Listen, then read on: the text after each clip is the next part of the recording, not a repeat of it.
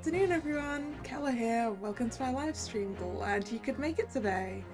So today it's back to Great Ace Attorney and the beginning of the third episode of the second game.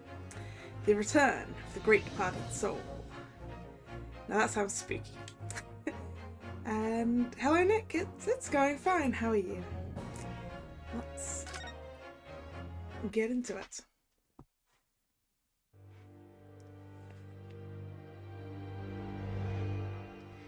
Return of the great departed soul. The grand end of the century great exhibition of London. Surely there is not a soul who has failed to hear of it. Wondrous new works of culture and industry from every corner of the globe had converged on Hyde Park. Ah, in Hyde Park. Welcoming over 50 million visitors. The last great hurrah of this century. Astonished and delighted people of all nations, and ended on a note of resounding success.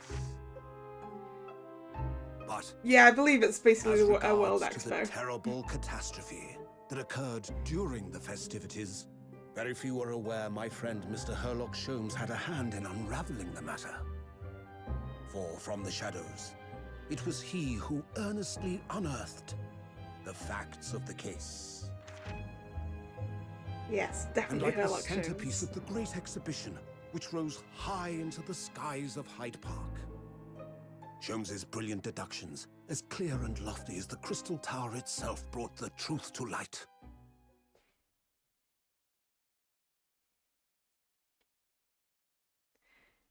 Alright. We're here at the showground of the Great Exhibition, which is absolutely packed with people. The weather is unusually fine, and we're about to witness a most extraordinary scientific experiment. Oh? Ladies and gentlemen, the 20th century will see steam engines and electrical power dominate the world. Horse-drawn carts will give way to the motor car. Ships will sprout wings and take to the skies. Yay, flying ships!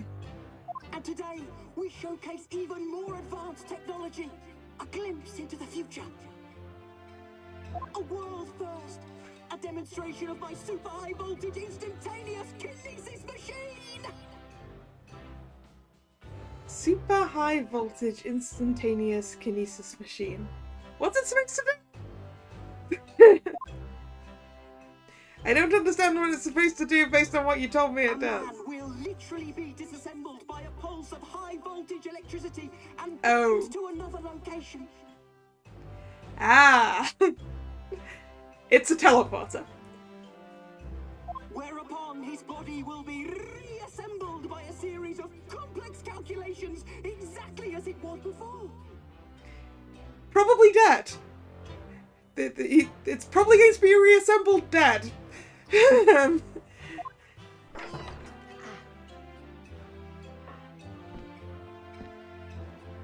His hat's almost too tall for the thing he's in.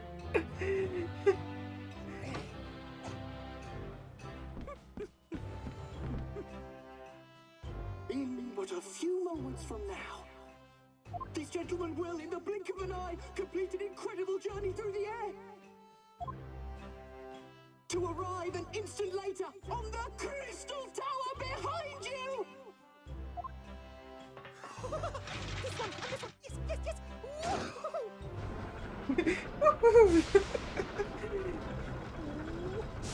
Very excitable scientist man.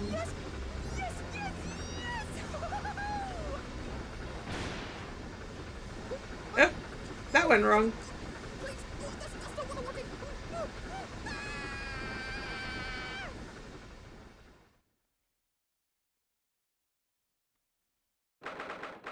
Hey, you can't just leave us there.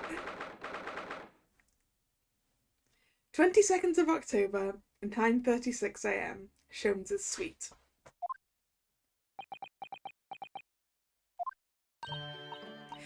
Bruno, are you listening? Oh, sorry, what was that, Iris? What's the matter with you? You've been miles away all morning. Didn't you like what I cooked for breakfast? No, that's not it at all. What were we talking about again? Today's paper! It's full of news about the Great Exhibition again! Ah, yes, the Great Exhibition. I'd like to go sometime.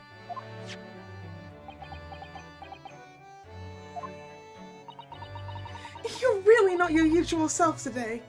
You seem very down. Don't you agree, Hurley? Hurley also appears to be down. Did you say something, Iris? Oh, gosh, you're even more down!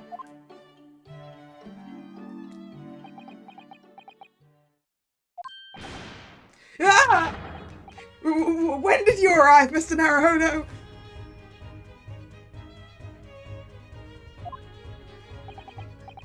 I've been here for about half an hour already. We had breakfast together? What? Why didn't you mention it before? I, thought you might have known I was here, you know, because... breakfast? Iris is quite right. You're clearly lacking in vim. So much that I didn't notice your presence. Thanks. Of course, I could deduce the reason perfectly well with some simple observations. What? Let's see. Yes, for example, your tousled hair this morning with all its unruly spikes. Isn't that how it always looks? Clearly it can be deduced therefore that... let me stop you there, Mr. Sholmes, because I think I can see where this is going. My hair always looks like this. It always has. Ever since we first met, in fact. Oh, really? How interesting. It just doesn't look like a haircut as such, I suppose. Ha ha ha ha ha ha! Thanks again. It crossed my mind recently that it's been 6 months now. 6 months? Since I was forbidden from working in court. So I've been wondering how much longer I'm going to be banned. Oh! Well, that would explain why you seem rather glum. Don't you agree, Hurley?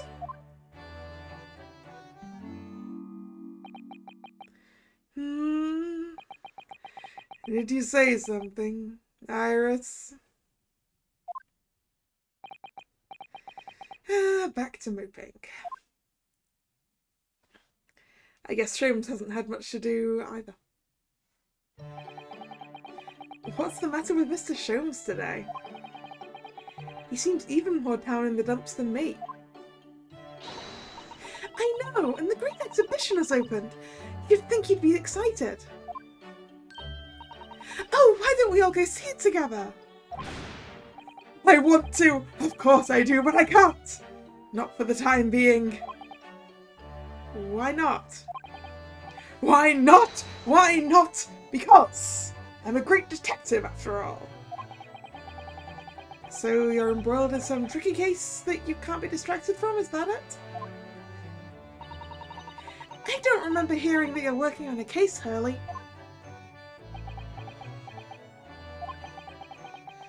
I suppose I should try to find out what's going on.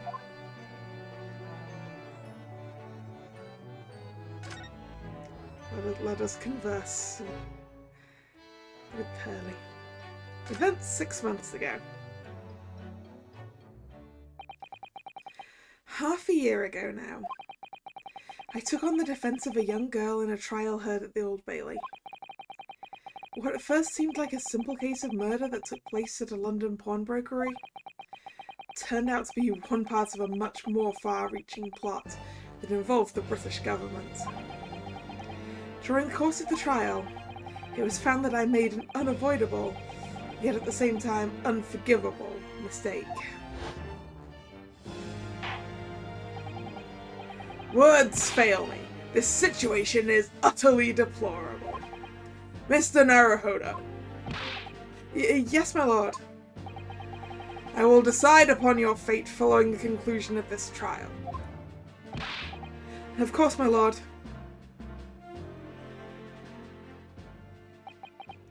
In the end, I had my right to represent people in court revoked. I was told I had to spend my time in research and study, so that's what I've been doing. You have, haven't you, Runo? Reading all those big fat tomes about British law up in your room, and the notes about Sholmes' old cases. Brewing Iris's special ones of tea, fetching my daily bread for me. You've become something of a manservant around here. Start on the silverware next, Master Naruhodo. Well, I'm thinking of going to ask the powers that be to reconsider. Specifically Lord Strongheart at the British Supreme Court on Whitehall. Lord Strongheart? Ah, the delightful Chief Justice. Not my favourite fellow. He's not mine either, but he's the man I have to talk to. He's the only one who can grant permission for me to start working in the courts again. I came to Britain to become the best lawyer I could. And I can't do that just sitting around here. The Great Exhibition. The whole of London has been swept up in this Great Exhibition, hasn't it? The most advanced science, the most modern technology, the finest works of art and feats of engineering. For the next 6 months, our capital will be showcasing these things, and the world will be watching. Oh, do you know what I'd like to do? I'd like to look down on London from one of those lovely balloons. Look down on? Do you mean those things fly? Yes, of course! They fly high in the sky and don't even need wings to do it. All you need is hot air. But how? How does hot air have anything to do with flying? It makes no sense. I can't understand it at all. That's true of a lot of new scientific discoveries. Most people can't understand them at first. But in 100 years' time, all these things will just be common knowledge. I suppose they might be. Mind you, some of the science being demonstrated seems very questionable. Something went wrong on the open experimentation stage yesterday, apparently. There was a huge explosion. Still, I wish I'd seen it, though. I'd love to see how bad some of these scam experiments really are. Oh, Iris. Says the innocent 10-year-old girl. See here, every page of this paper carries some article or other about the Great Exhibition. But the brighter things shine, the darker the shadows that are cast behind them. Personally, I find myself drawn to the darkness, to the impenetrable. That is my proper atmosphere. The Great Exhibition newspaper has been entered into the court record. Innocent genius 10-year-old girl. Shadows cast behind? Is that a metaphorical way of referring to the back page of the paper? I don't know, is that? Great Exhibition newspaper. Great Exhibition of all nations. Eyes of the world are on the Crystal Tower. First tested matter transport device. Every article on the front page is news about the Great Exhibition. Public experiments to demonstrate brand new scientific ideas, cultural exhibits from around the globe. It's also positive and hopeful about the coming century. We must all go to see it properly before too long.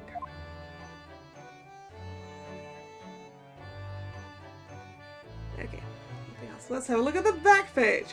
Dun-dun-dun! The Reaper attacked. It's probably the one I'm supposed to be looking at, but Lost Cat! St. Bartholomew's Hospital and Public Health Services. That's probably something to do with, you know, the rats. Lost cat. So many glowing reports about the Great Exhibition and everything that's going on there. Other than this rather gloomy looking one, that is.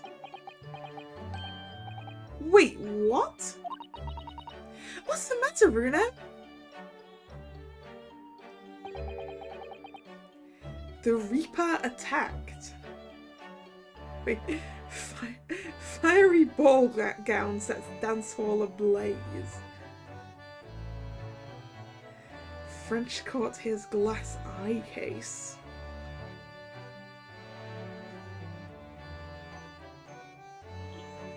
And something about the ultimate, what looks like an ad for the Ultimate Gas Company. That's Lord Van Zeek's. This must be what Mr. Sholmes was talking about. Literally, Blazer.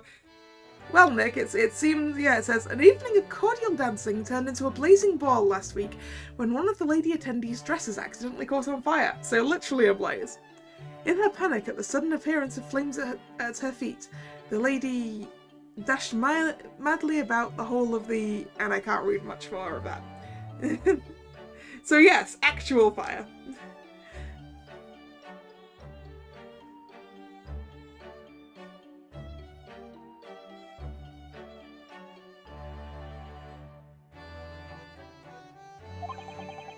Does he know any more, I wonder?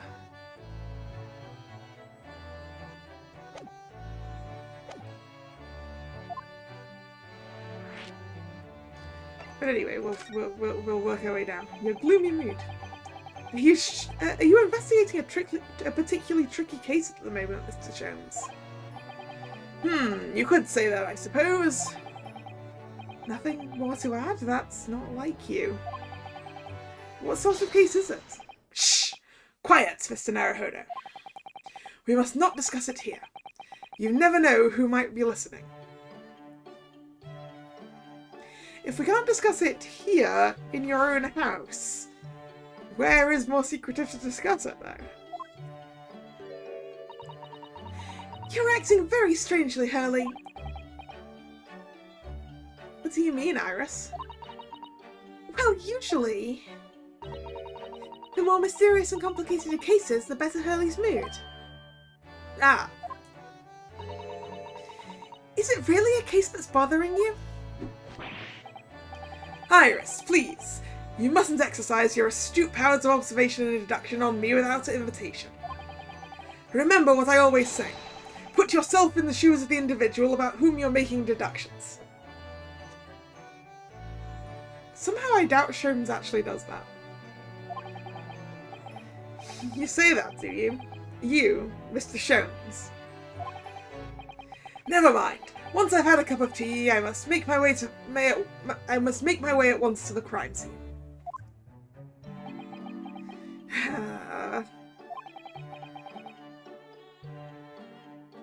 That was a deep sigh. It says in the paper that Lord Van Zeeks was attacked. That's terrible. You know the legend of the Reaper of the Bailey, of course, don't you? Only too well, in fact. Yes, Professor Barak Van Zeeks. They say that if the Reaper is the prosecutor in a case, there's no salvation for whoever's in the dock. Even if the defendant is found not guilty. Once the Reaper has someone in his sights, one way or another, that person's time left on this earth will be short.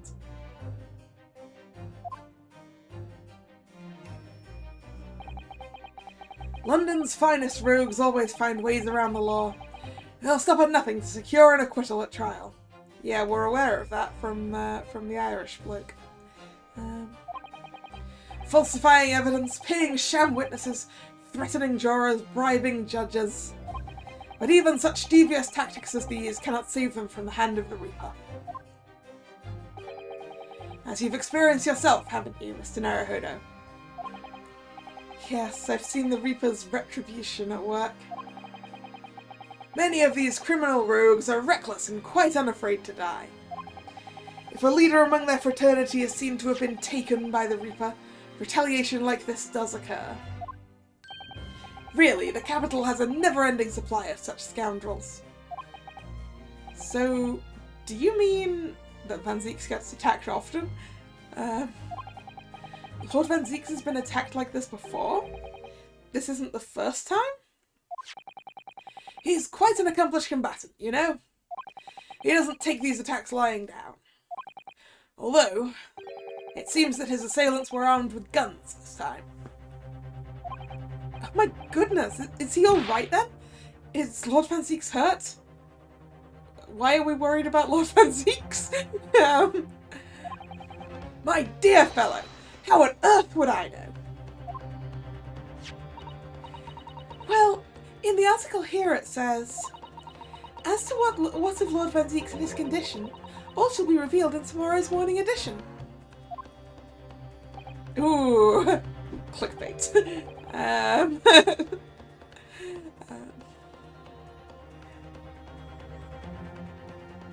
I see. Well, we shall have to be patient then. No, I can't wait until tomorrow. In that case, you shall have to inquire with somebody in the know. But who? Lord Strongheart, perhaps? You know, who we were already gonna go see, so...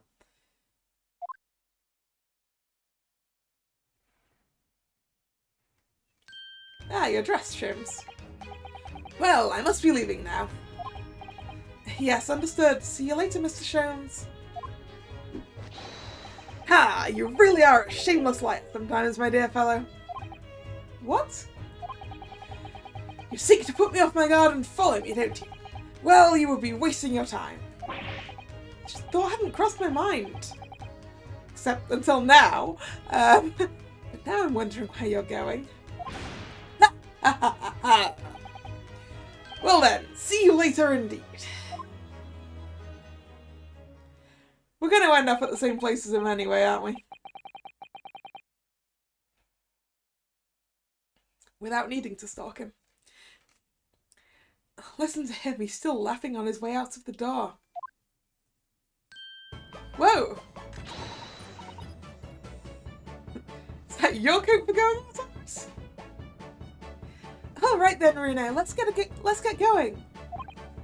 Oh, Iris. What are you wearing? I've got changed to go to the Great Exhibition. You're going to take me. What? But I was just about to go to the Supreme Court. Oh, well that sounds like fun too. You're going to take me there then. Iris just wants to go somewhere.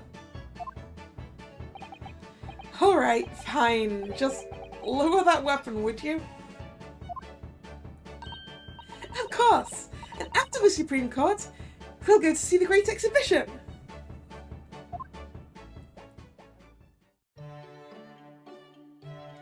I guess we will. I wonder if there's anything new to look at in here.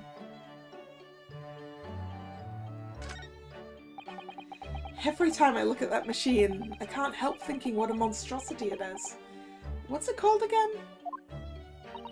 The Great Analytoscope! It can analyze absolutely anything, you know.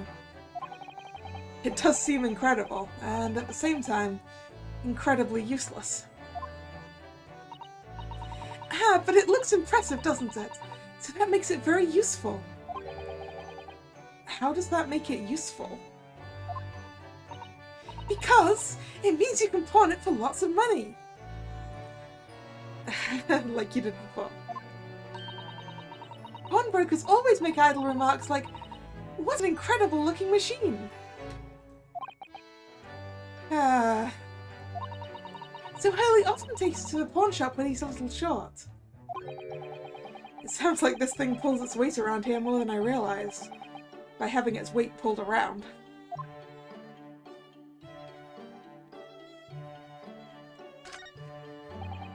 Books, papers, scientific implements. These shelves are stuffed to the gunnels. Miss Susato wouldn't be able to help herself if she was here. She can't stand mess. Susie might not be able to stand mess, but she wouldn't dare touch those shelves. Yeah, because they belong to Sholmes. Oh, why not? Everything's in intricate balance. Hurley spends ages on it. If she were to touch even one thing, the whole lot would come tumbling down.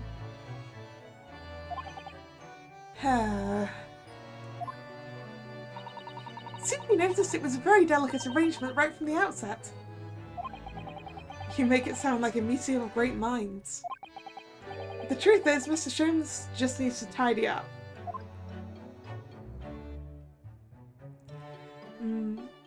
Yeah, there's definitely going to be a lot of interesting stuff to read there, isn't there? For sure.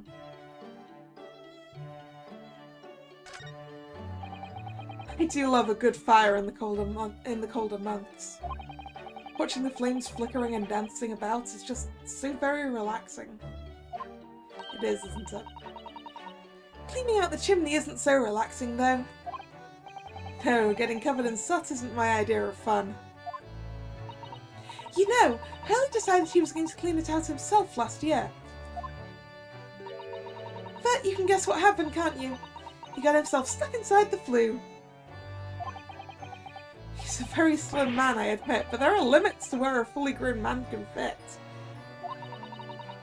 Now every time he dozes off by the fire, he has nightmares about it.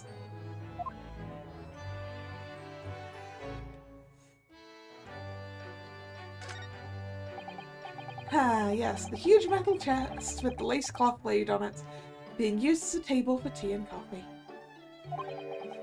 It's very sturdy, that's for sure, and firmly locked shut. That chest contains my father's detailed records of Hurley's many cases. Yes, so I've been led to believe.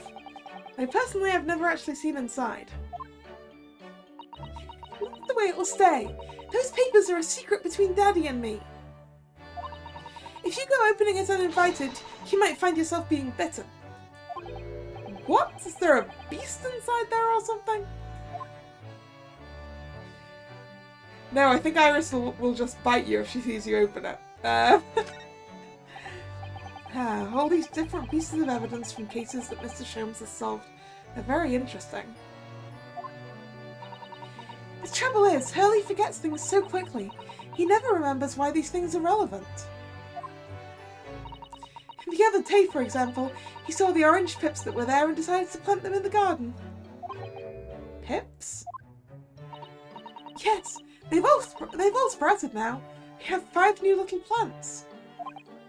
Oh, well, I don't know what case they were from, but if Mr. Sholmes can get oranges to grow outside in England, he should change his profession. England isn't exactly orange growing central, is it? I look forward to finding out what aroma your tea will have, Iris. Every single day. Oh, well, I infuse a different concoction of herbs from the garden every time, so it's never the same twice. When you call it a concoction, it sounds more like a science experiment than something for tea time. Oh, yes! That's because different blends can have very different properties. Some calm you down, some make you feel jolly, some give you energy. Today's particular blend is something quite special, so you're really in for a treat. That sounds ominous.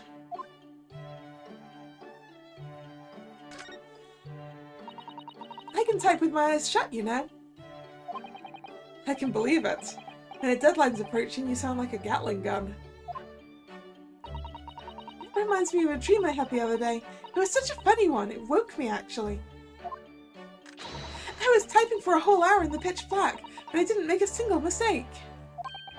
That's incredible.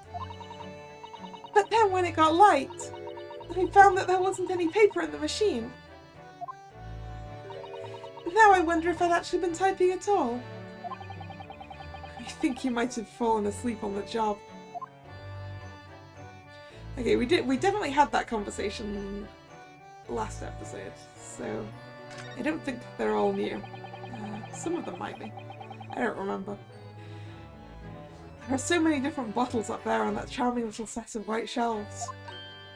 Oh, do be careful, Bruno! You mustn't try the contents of any of those bottles, even if you're hungry. I wouldn't do something stupid like that. I'm not a child, you know. Well, I wish I could say the same for Hurley. The other day he polished off a full bottle of one of my alkaloids. He what? He said he was hungry. I'll be extra careful.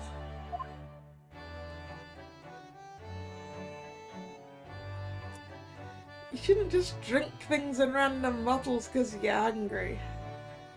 For goodness sake, Sholmes. Alright, let's be going.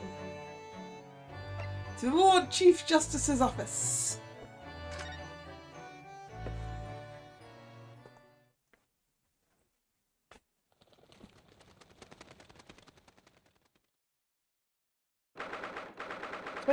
October 22nd, British Supreme Court, Lord Chief Justice's office. It's been about 6 months now since I was last here, but some things never change. Like the sense of foreboding I always seem to feel in this place.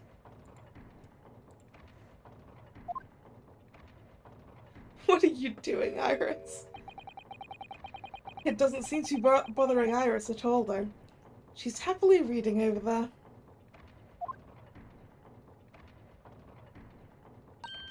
Oh, I love this place! I always find so many interesting books here. Of course. I was forgetting you've been here, but you've been here before. The time we came here 6 months ago. When Susato-san was given the news that she was to return to Japan.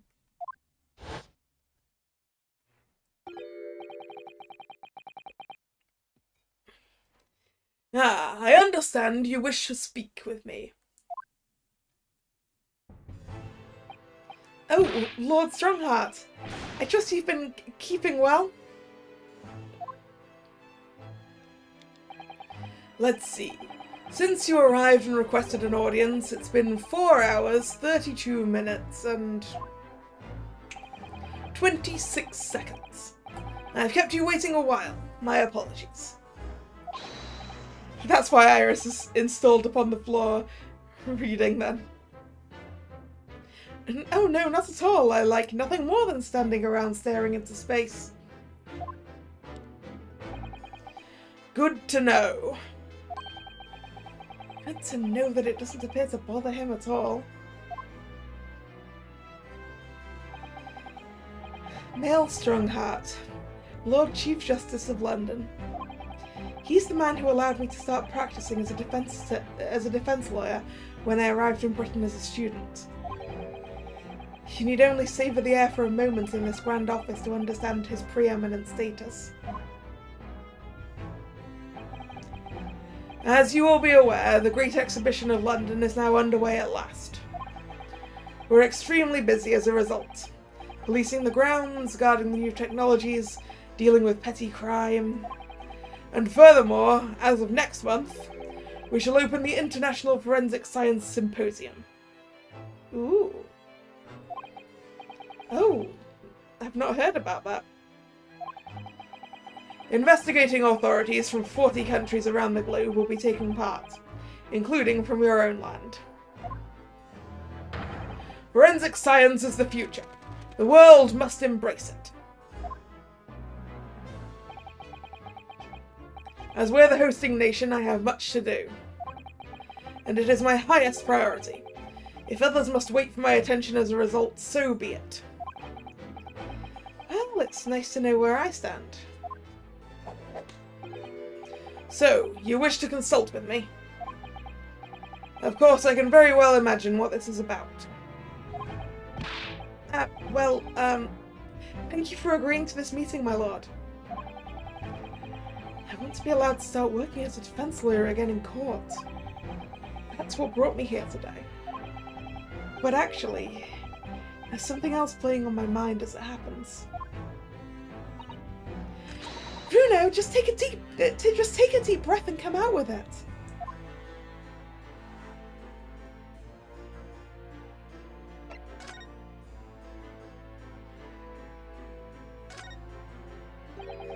I actually came here today to ask for your permission. Go on. 6 months ago, my right to work in court as a lawyer was revoked and I was told to spend my time studying. Obviously, I'm very sorry for what happened, but the thing is... Hey, Strongheart, pay attention. It made me understand what it really means to defend someone under the rules of a foreign justice system. And I desperately want to have another go. Please, permit me to enter the courtroom again.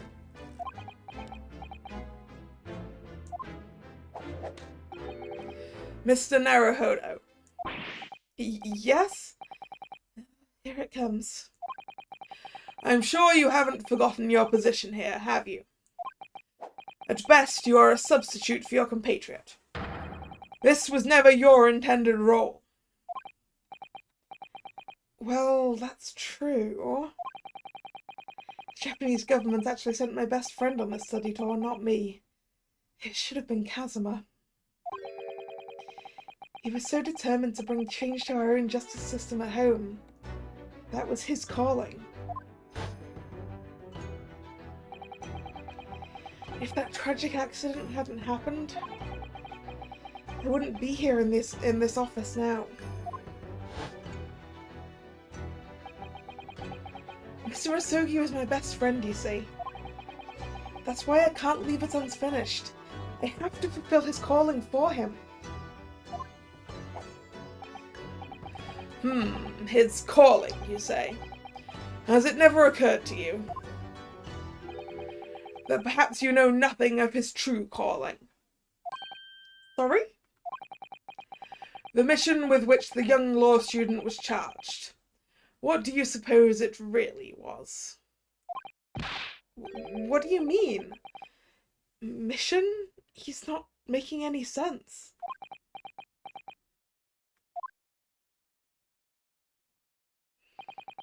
Never mind. I've read all the reports you submitted over the past 6 months. It's clear to me that you regret your actions and have been studiously obeying your revised instructions. Do you mean... As of this moment, I reinstate your license to practice law here in Great Britain. Was Asogi supposed to be a spy? Maybe.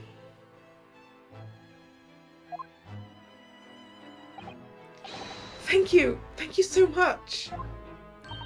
That's wonderful news, Runo. In fact, I believe you have the... no. In fact, I believe I have the perfect case to mark your comeback. A curious affair. What you mean is, you're glad I came here today because you've got a complicated one to throw at me. You'll consider it, I hope. Of course, please tell me more. But also, please tell me about the Forensic Science Symposium first. All sorts of conferences have been taking place around the world to coincide with the Great Exhibition. And next month, the largest and most important of them all will take place at last. The International Forensic Science Symposium. It does seem as though criminal investigation needs to embrace scientific methods, doesn't it? Exactly. Yeah.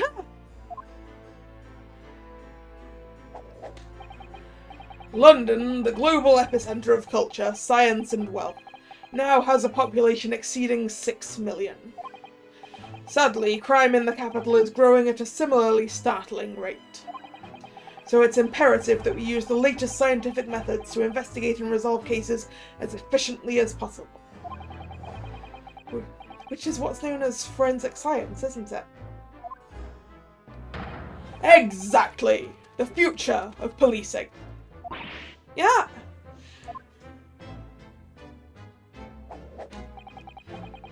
Regrettably, however, Britain is currently dragging its feet when it comes to the adoption of forensic methods. Oh dear, that's alarming. Exactly! It's extremely alarming. Yeah.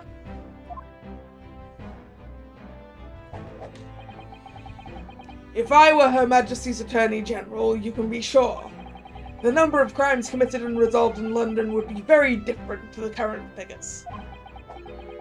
And I can cite 12 solid arguments and 223 individual reasons to support my claim. Sorry? My way of apology for keeping you waiting earlier, I shall detail every one now. I don't need that. I don't need to know that. What? Oh, how fascinating.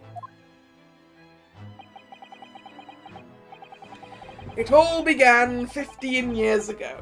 I was...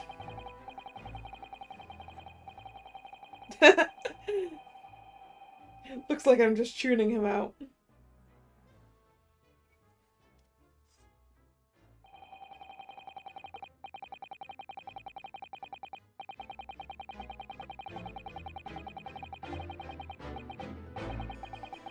And that more or less sums up my feelings on the matter. In the simplest of terms, of course. Essentially, to formally establish a forensic investigation division within Scotland Yard. That is my mission. Oh, right, yes. That's wonderful. Exactly. Wonderful is precisely what it will be. 2 hours later, probably right. Iris isn't paying attention at all. She's got her nose in another book now. Oh, is it over? Did you learn anything useful? I actually drifted off for the most part. He's surprisingly ardent about forensic science. Great. Let's find out about this curious affair. You described it as a curious affair. Yes, that's right. I believe it was reported in the press. Are you aware that there was a serious incident at the Great Exhibition yesterday? Oh, no. Yeah, I heard about it. A professor from Germany tried to carry out a crazy experiment. Let me see. How is it described? Super high voltage instantaneous kinesis, I think.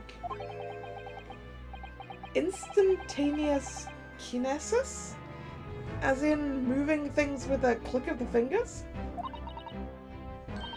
That's right! It's just what my herbal blends need! A dash of devil-may-care! Whatever the serious accident was exactly, it's clearly captured Iris's imagination. It's an unfortunate business. A large explosion engulfed the public experimentation stage and a man lost his life.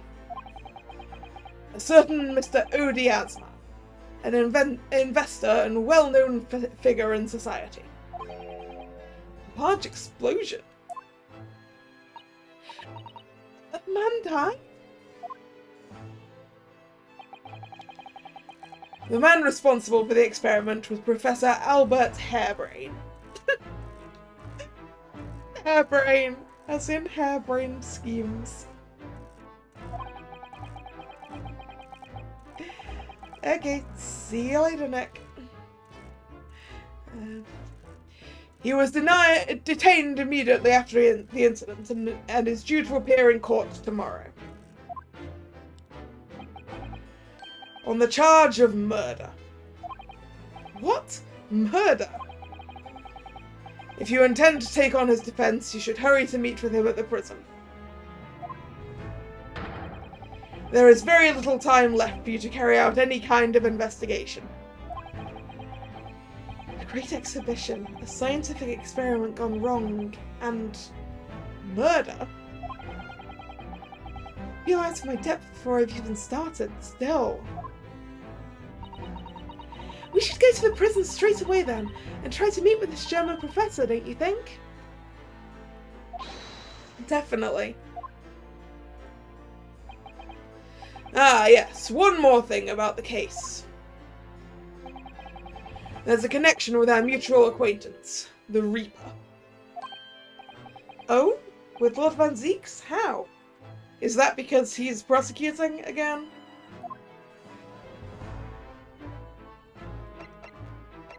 Oh. Okay, I guess we're done in here.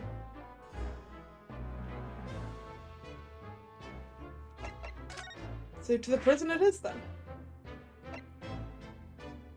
The prison cell where the defendant, Professor Harebrain, is being held. The contrast with the bright exhibition grounds makes the darkness in here seem all the more oppressive.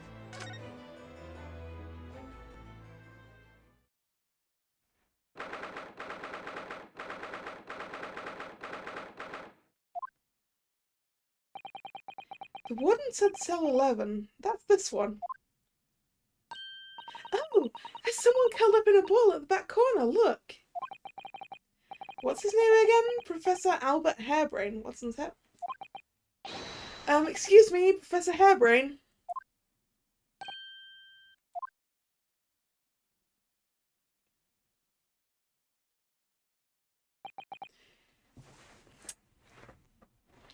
I've already forgotten what he sounded like in the intro.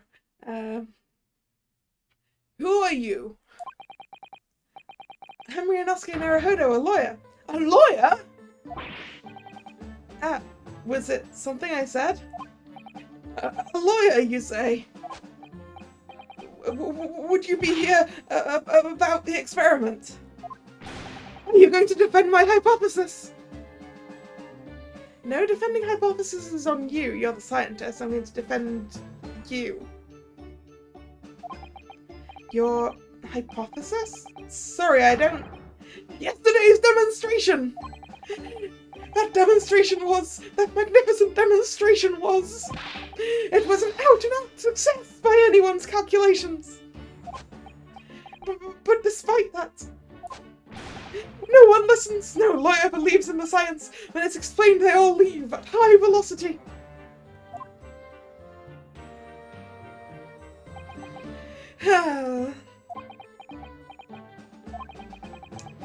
Now is probably not a good time to mention that your zeal made my concentration leave for a while, too.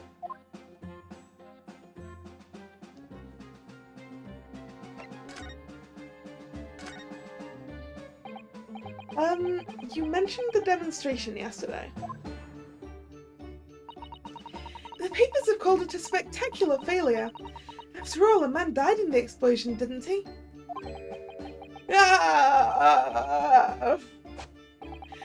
Yes, you could interpret the results that way if you really wanted to.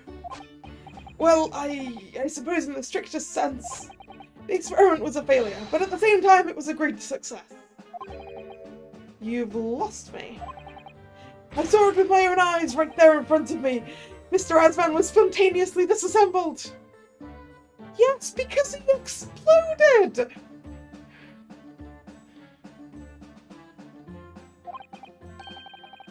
Until then, everything was going exactly as my calculations had predicted.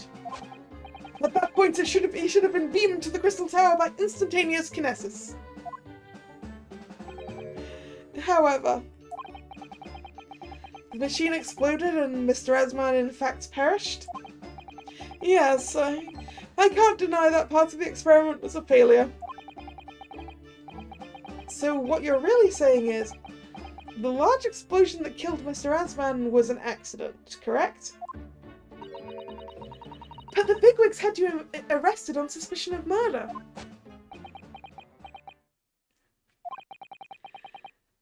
I was responsible for a man's death.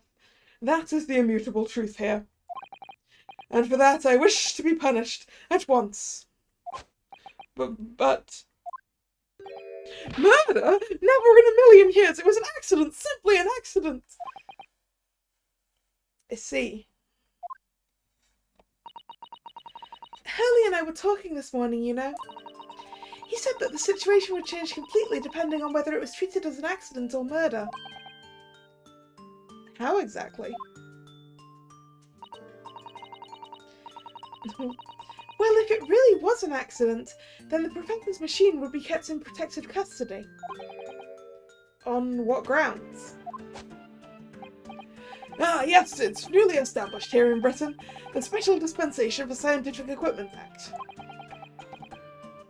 That one passed me by. But if the case is treated as murder, then they'll say my machine was the murder weapon and they'll be able to pore over it as much as they like. If they examine it in detail, they'll find out how it's made and then they'll be able to copy my idea. My precious hypothesis will be stolen. The machine must be protected from that at all costs. That's why it's imperative this whole incident is shown to have been an accident in tomorrow's trial. Ah, I see now.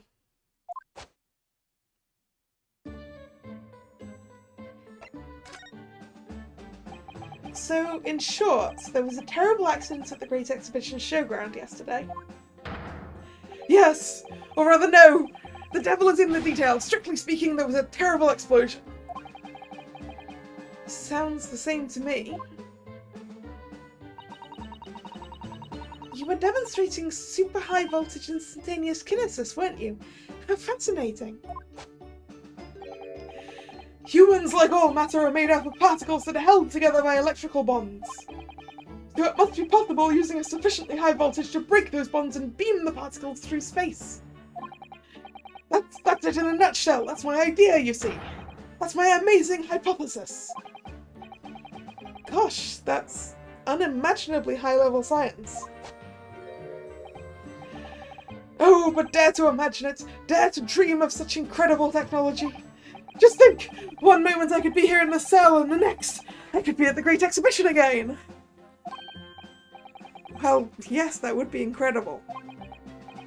And the next, in the mere blink of an eye, I could be at the Great Parisian Theatre, say. The possibilities are endless. The whole of our vast planet would be within reach. So no more hiding in wardrobes on rocky seas for 50 days. I don't really see it like that. What do you mean, Iris? Well, if you could travel anywhere in the world instantly, the planet wouldn't really seem very vast anymore, would it? I think it would feel like it's a trunk. My word, that's exactly right! What are the implications? What does it mean? Oops, that's got Professor Bunnybrain really worked up by the looks of it. Professor Bunnybrain! Clothes. This is yet another case of just because you can doesn't mean you should, I suppose. The point is, my calculations are flawless. The science works. But without a practical demonstration, it means nothing. And that's always the fly in the ointment. Because practical demonstrations cost a lot of money. Money that young scientists like you don't have. That's exactly it, yes. Hurley's always complaining about it. He says the government should invest more in science. Well, anyway, I bumped into him at the right time. I met the well-known investor, Mr. Asman. The victim who died in yesterday's terrible accident, you mean? The victim. The full name of the man who died in yesterday's accident was Mr. Odi Asman, wasn't it? What exactly was your relationship with the man? He first visited me in my laboratory in Germany a year ago now. He said he wanted to invest in my immaculate hypothesis. I thanked my lucky stars. I see. So you hadn't really known each other until then. Money for scientific research. I'm so envious. As far as I was concerned, the man was an angel. Oh, really? An archangel, even. He was prepared to fund a practical demonstration of my hypothesis for presentation at the Great Exhibition. And if that went well, I could expect additional financial support for my research from the British government. Mr. Asman provided me with money and an exceptional engineer. He produced a machine to my precise specifications. But then your dreams were blown to dust in one enormous explosion. So, do we think the engineer had something to do with it? I think possibly. As you can see, I owed everything to Mr. Asman. And I would never, ever have thought of taking the man's life. Well, he seems genuine enough. I don't think he's lying.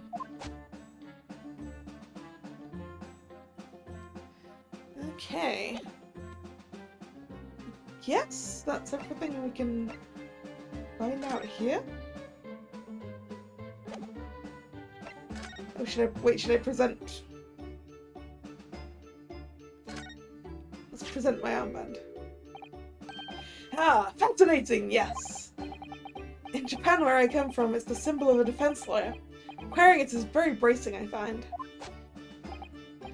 Your words make some sense to me, but they are entirely illogical. What do you mean? Well, for example, I find this white laboratory coat that I wear for my work very bracing too. However, in my case, there is a perfectly logical reason for that feeling. Oh, really? What is it? I purchased the wrong size by mistake. This one is too small for me. Oh dear. The sleeves, especially, are extremely bracing. I can barely move my wrists. That's what you call logical, is it? Of course! It's entirely logical. That's science, Mr. Naruhodo. Okay. I guess we need to go... Should we go back to the Lord Chief Justice's office? Nope. To my legal consultancy? We haven't been there yet. 22nd of October, Naruhodo's legal consultancy. Oh, we can talk to Iris. What to do? I'm so excited about the prospect of Naruhodo's anything consultancy opening for business again. That's not what it's called. It's Naruhodo's legal consultancy. I've done a lot of studying in these past 6 months. Reading law texts and judicial precedents. I'm sure I'm a better lawyer now. Can't wait to start practicing again. Nothing's changed in here at all, though, has it? It's as though time has stood still in here since Susie went back to Japan. Yeah. I wanted to keep it ready for Miss Susato in case she was able to return to Britain at any point. So I've just left everything the way it was. Oh, I see. Right. And that was me thinking it's because the way you are, Runo. You know, never bothering to tidy up, I mean. Ooh, low blow. Iris. This isn't the time or the place to bring up my tidiness. Or lack of it. Okay, so that's what we've got there. Shims is sweet. No. Prism. Yeah, I don't have more conversations to do. Oh, should I present the newspaper? Oh, how could this have happened? You must feel awful. As well as a man losing his life, the Crystal Tower was greatly damaged too. Oh no. I know what happened. It must have been that. That? The day before the demonstration, I had my usual meal of frankfurters at the hotel restaurant. When I paid the bill, they gave me 3 shillings too much in change. But instead of saying anything, I just slipped the coins into my pocket. They're still there now. It's divine retribution for my wrongdoing. That's what this is. That's your logical conclusion? For a scientist, he has some very illogical anecdotes. Long and illogical.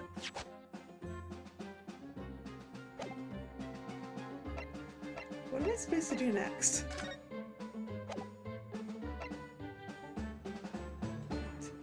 Anyway, I will be right back.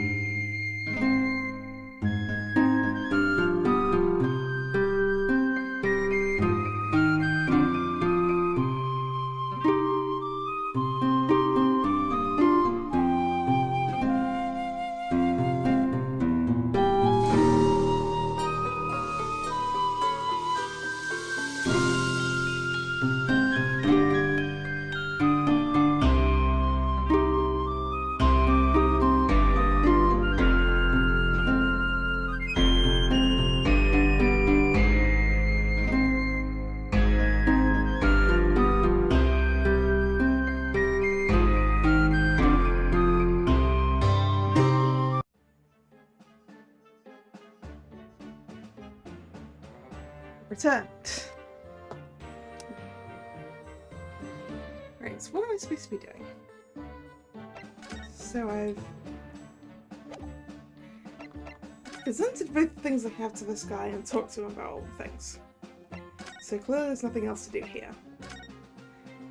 If I go to the legal consultancy, can I present... Let's present this to Iris. Iris, about this paper. Oh yes, it's all about the Great Exhibition. I'm so excited about it. Once you've done what you need to do, we should all go together and explore. I don't know. It sounds like it could be quite dangerous. We wouldn't want to get caught in an explosion as we were walking around the showground. Oh, is that what you think's going to happen, is it?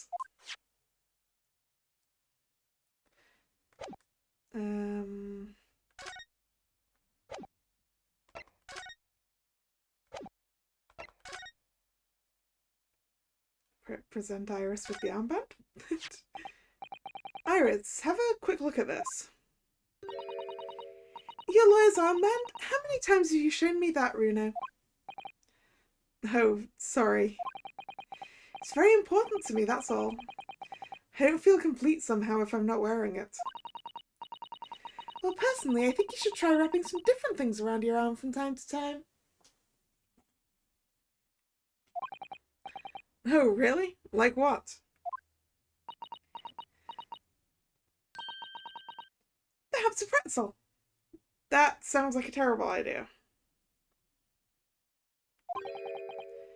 Pretzel? I've never heard that word before. Well, I think it's a kind of German defense lawyer's symbol. Only one of those things is true. The German part. Interesting. I'll have to try wearing one sometime. Don't, Naruhodo. That's a waste of food. Maybe it's not a waste of food. I mean, you'd have a snack, right? Nah, that's a weird place to store your snacks.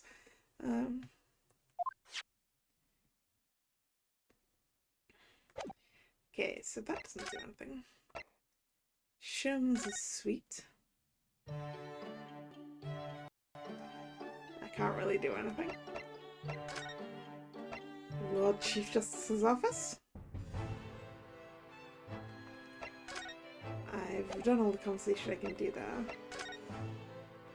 What if I present the newspaper to him?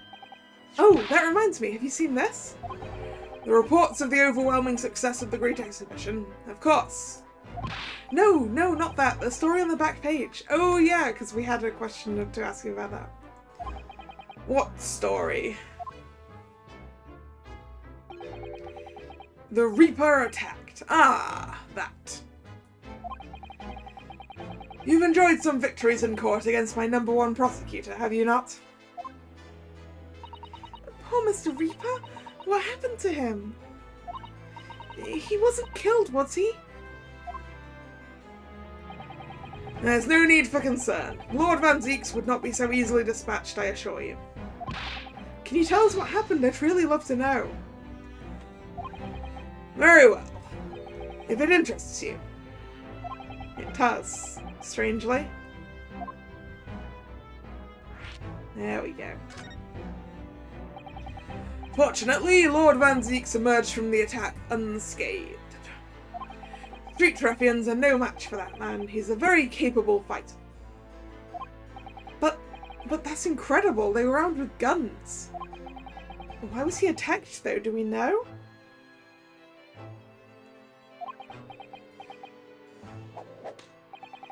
It's related to events that occurred a month ago.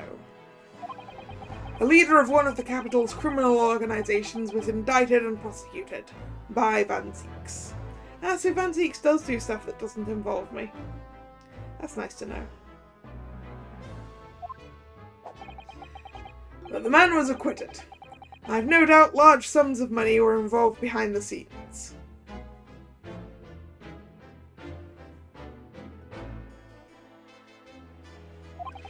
Large sums of money? A deplorable situation. Members of the jury were bribed, it seems. However, despite winning his freedom, the man in question met a dramatic end yesterday. But you're not suggesting it was the work of the Reaper, surely? Also, is this the victim in Escape? Or is it unrelated? The victim's henchman certainly seemed to think so. He was a man by the name of Asman, Mr. Odie Asman. He is! It is! What a coincidence! Did you say Asman? That's the man who died in the big explosion at the Great Exhibition. Yes, known publicly as an investor, but in reality, the head of a significant criminal organization. Unbelievable, I guess that's where he got all his money. I wonder, could I ask you something, Lord Strongheart? Try me. Why do you use Lord Van Zieks as a prosecutor?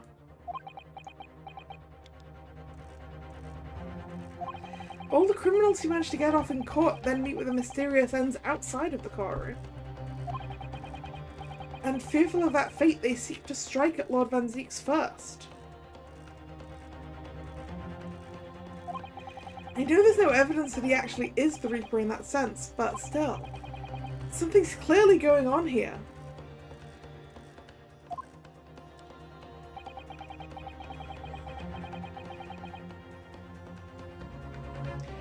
I have Van Zieks work for the prosecution service for two reasons. Firstly, the man is the best prosecutor in the capital, bar none. And secondly, any deaths of criminals that have occurred outside of the courtroom following his trials are nothing to do with him. But that doesn't make sense. How can you explain the way so many have died, if not by someone's hand? Van Zieks may have earned himself the moniker of the Reaper, but he is no killer. So he will continue to prosecute on behalf of the Crown. Unless he wishes otherwise, of course.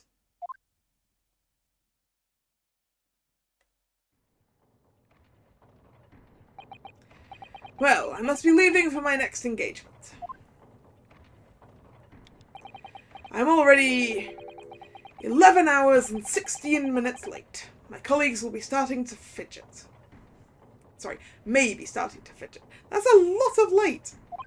11 hours late. That's quite something. That meeting had already started when I arrived back here for this engagement with you. So lateness was inevitable. Time stops for no man. I'm sure it stopped for me during those 12 solid arguments and 223 reasons. Oh, yes! Where would I find Lord Van Zieks now? I would assume he's at his office. Right, I'll go and ask him about the attack in person. Wait, I missed part of that. I want to get this straight from the horse's mouth. There we go. Away with you now. I'm leaving Professor Harebrain's defense entirely in your hands.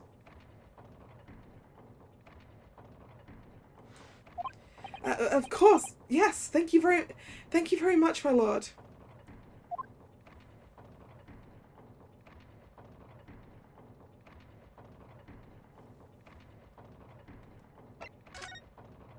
Oh, the prosecutor's office has been added. I guess we're gonna go see Lord Van Zieks.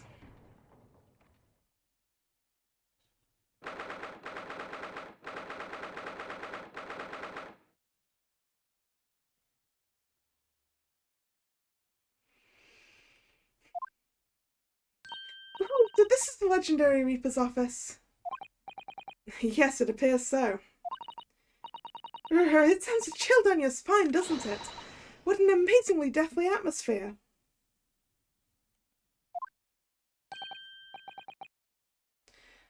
Oh, is that... What?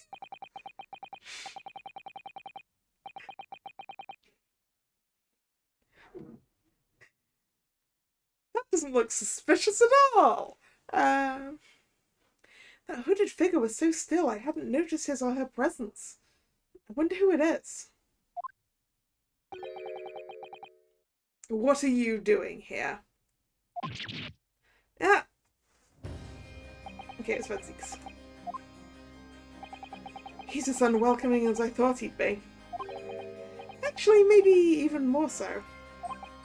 Oh, I'm glad to see you're well. I am.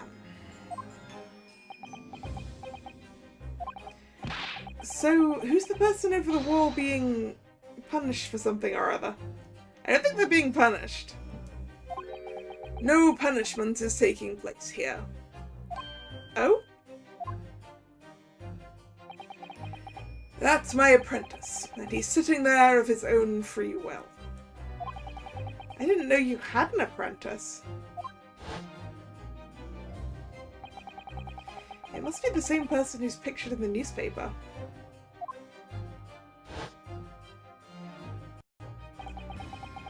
He's very able in combat, a requisite skill for anyone under my tutelage.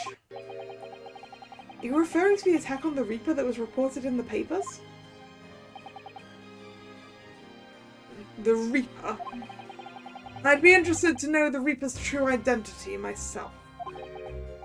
Assuming, that is, such a fabled fiend genuinely inhabits our great courtrooms.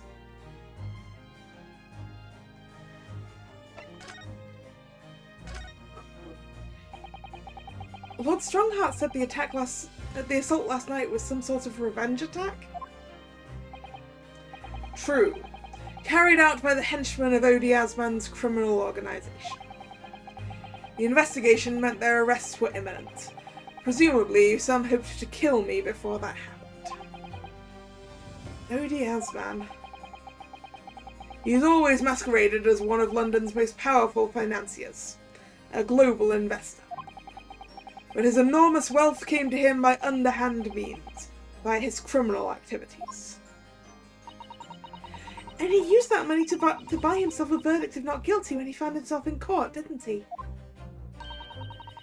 Being prosecuted by you, Mr. Reaper. But the man got his comeuppance in the end. Yesterday, in fact, in extraordinary circumstances. It was a most unusual cause of death.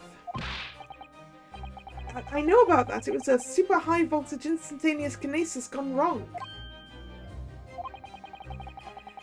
Mr. Asman died when the demonstration on the public experimentation stage ended in an enormous explosion. Correct. And you think that I have some kind of divine ability to cause an accident like that to happen, do you? Well, no, that does seem a little far-fetched. If this man really is the fabled Reaper, then he has to be innocent of this particular death, at least.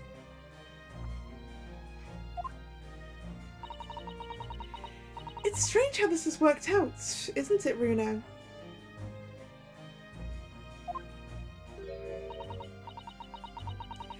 I mean, what with you taking on the Professor's defense for the trial tomorrow? What? You're going to be defending him? Oh, yes, that's right. Though I barely know the man's name yet, to be honest. Albert. I know that! Albert Harebrain. That's right. Do you know him by any chance?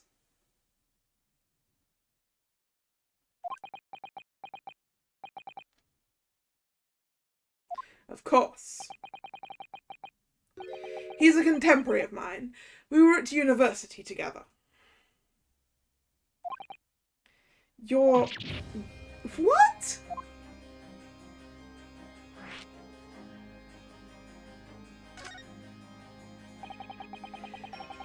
I'd understood that Professor Harebrain was from Germany, though. Harebrain's from a respectable British family.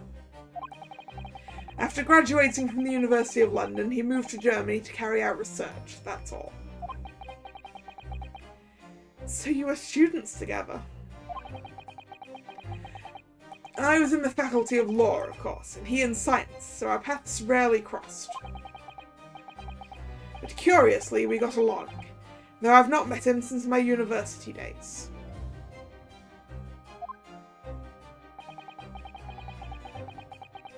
I certainly didn't expect our next encounter to take this form.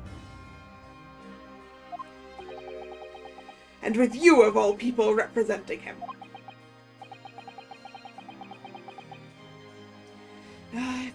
If only I make it out of this office alive. He's actually been charged with murder, it seems.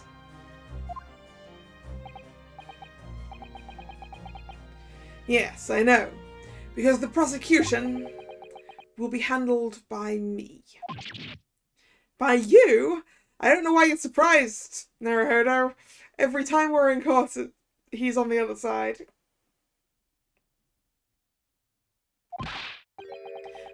But you made it sound as if you and the professor had been friends.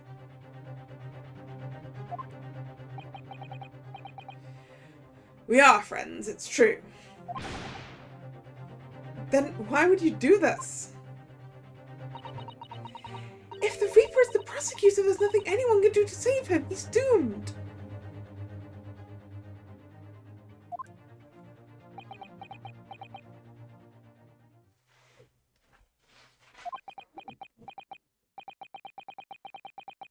What's Lord Van Zeek's thinking? The Reaper's identity. What do you mean by what you said before? If you'd like to know the Reaper's true identity, does that mean... I'm a crown prosecutor and a mortal like any other. I'm no demigod. But they've all died, haven't they? The people you prosecuted, I mean. Well, we know some people who haven't. Whether or not the trial ended in a conviction or an acquittal, those I prosecute are the vilest wretches of our society. People who without question deserve to be found guilty. The world is a better place without them. But that's not true of Mr. Natsume, for example. He wasn't a vile wretch at all. Nor was Ginny. In fact, she's ever so hard-working now. It's been a while since we've seen Ginny. I can't deny that since I encountered you, things have taken a turn. But the point is this. If any of those vile wretches that escaped justice subsequently died in mysterious circumstances, it was at the hand of their own kind. It's not my work. Lord Strongheart said the same. He believes you're not involved in any way. But you were attacked by those ruffians because they believe it's true.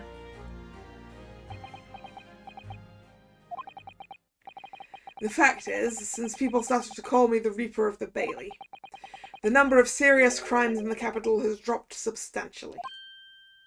Oh! It would appear that even the most hardened criminals can be made fearful for their lives. Do you mean to say... I mean to say that if my pseudonym serves a useful purpose, I adopt it gladly and with honour. But it's putting you in danger. You could be killed.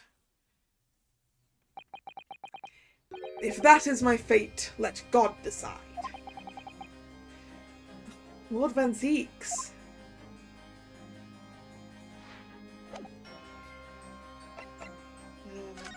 Should I present him the newspaper? Let's present him the newspaper. Lord Van Zeeks, about the article in this paper. Ah, yes. It seems there was a reporter nearby when that little skirmish took place. I had no idea I'd been photographed. It was careless of me. It looks as though it was taken after the people who attacked you had run away, though. Rest assured, the police have already apprehended every last one of them. But there's someone else fighting alongside you, it seems. And I think it's the same man who's sitting over there as we speak, isn't it? As I mentioned already, he's my apprentice. Perhaps you could tell us a little more about him.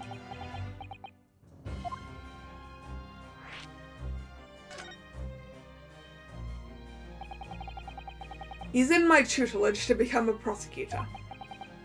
So you could say he's my apprentice, I suppose. Ah, like you are to Hurley then, Runo. That's not the same thing. I don't remember taking an apprenticeship for the Great Detective.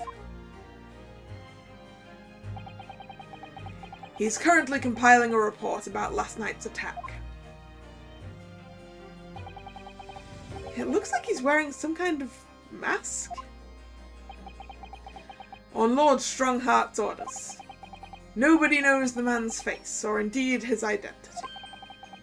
But why would you agree to take on such a clearly suspicious individual? Lord Strongheart's orders again. He's not one for meaningless follies. Do you really need to put meaningless in front of folly? It's kind of the same thing, right? There will be good reason for his actions. I hope you're right.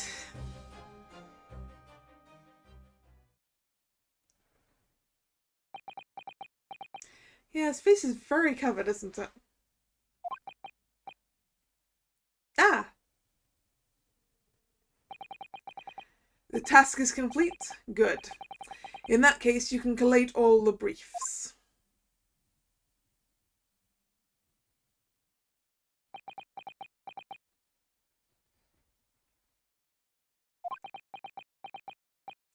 Suspicious. Nice to meet you.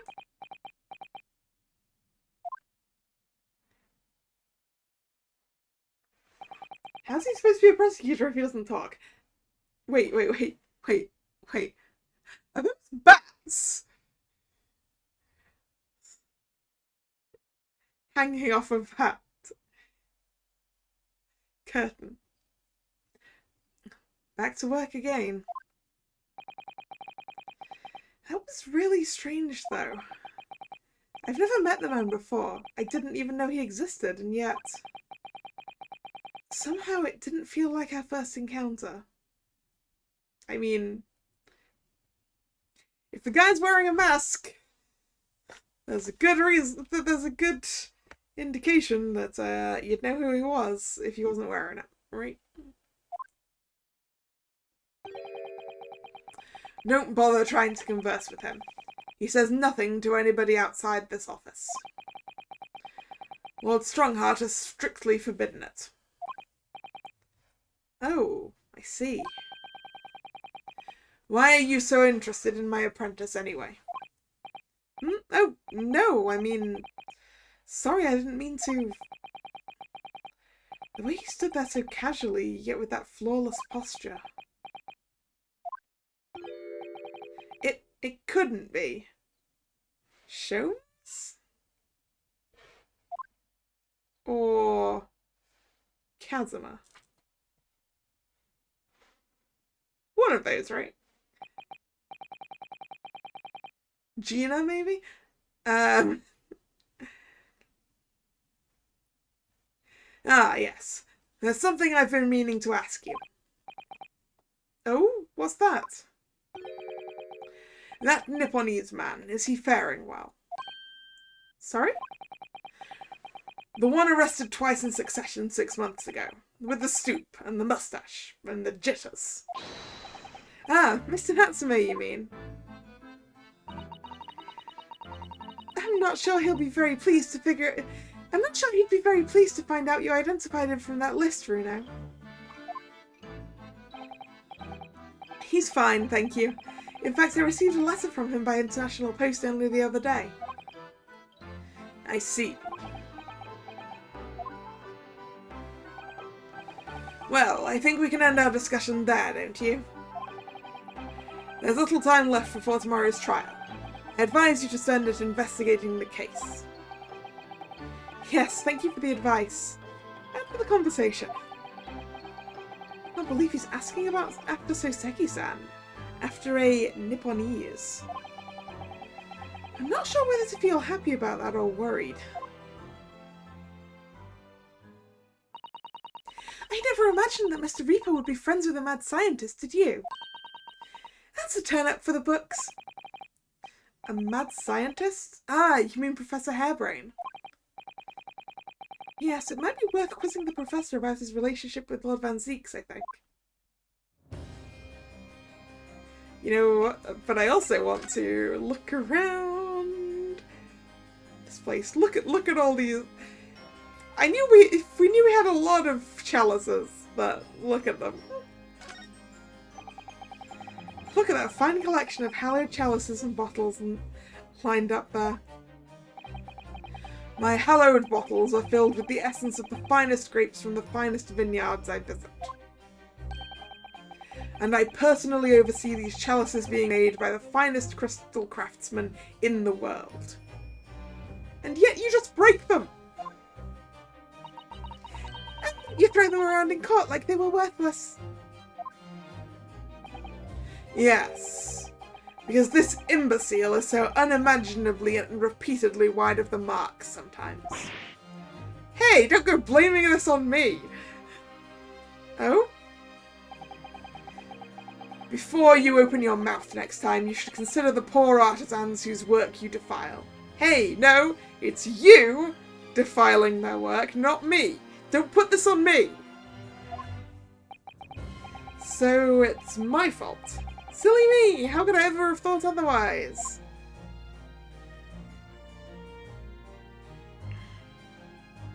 Ooh, chess set.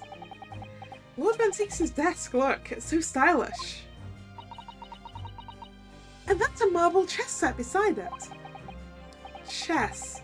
That's the Western version of our Japanese shogi game, isn't it? You know, I'm actually quite good at shogi problems. Oh, really? You'd probably like chess problems in that case.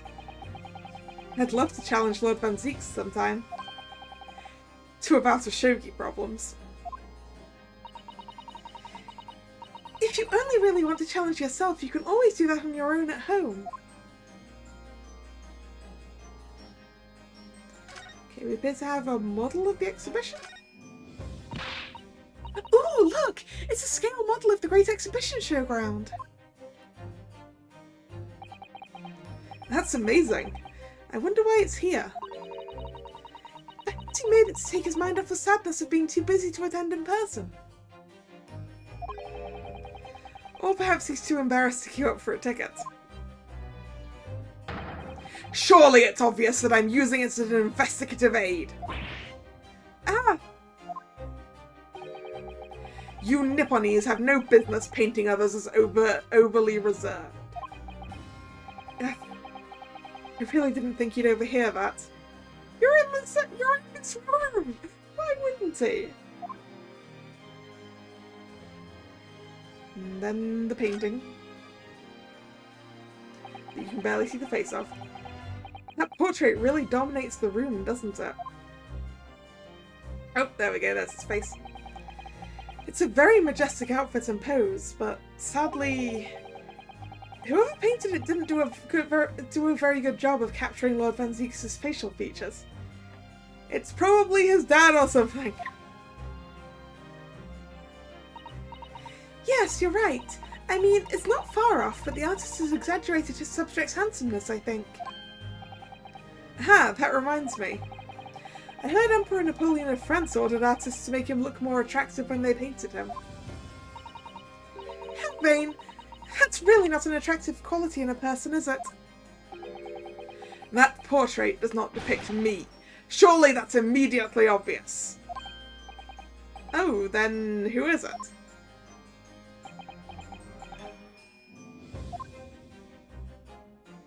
He's not going to tell me. How rude! If you're going to tell me who it isn't, you might as well tell me who it is. Now we can investigate the bats. Ah! They were bats! Yes, the Reaper's familiars, I expect. But what about the mute man in the dark cloak? I thought he was the familiar. Just not the flying kind. He must be a dear friend of Mr. Reaper, then. I think the familiar idea is more likely. Scary, though, either way. I'm sorry for disturbing the bats. Are these casks also wine? Look at all these ancient casks lining the wall there. Casks in the Reaper's chamber? Or are they caskets?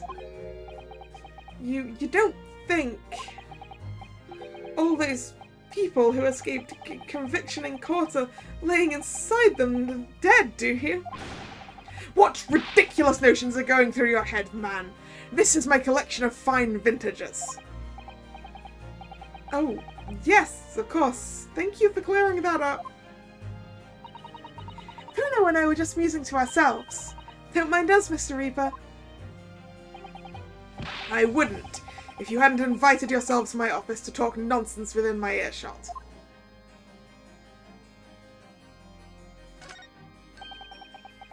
It really looks like a punishment to me. I've never seen someone sitting like that before. He hasn't moved a muscle since we arrived. Do you think perhaps he's dead? If he was dead, Bruno, he wouldn't be sitting up, would he? And no, rigor mortis! Well, anyway, dead or alive, he's not overly approachable, is he? I don't think he's going to talk to us. He's not dead! Alright, I think that's everything we can look around here, then. I guess it's time to move and go back to the prison.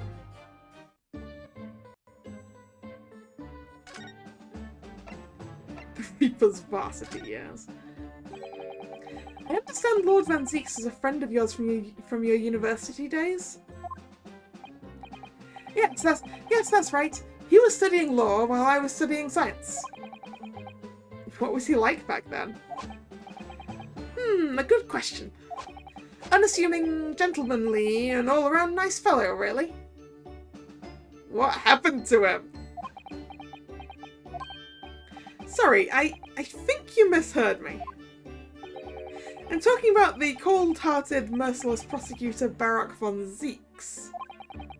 What was he like when he was at university?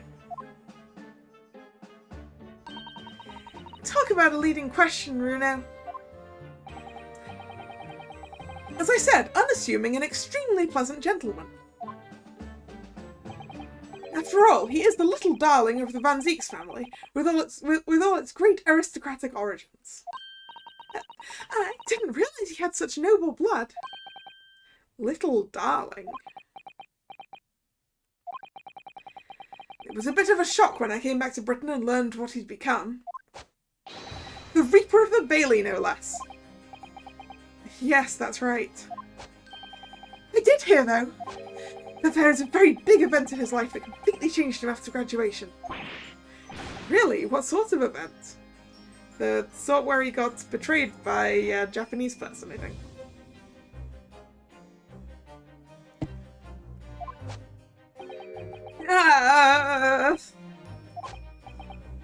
I'm sorry, but I don't know anymore. And I wasn't in the country at the time, I was in Germany already. Oh, yes, of course.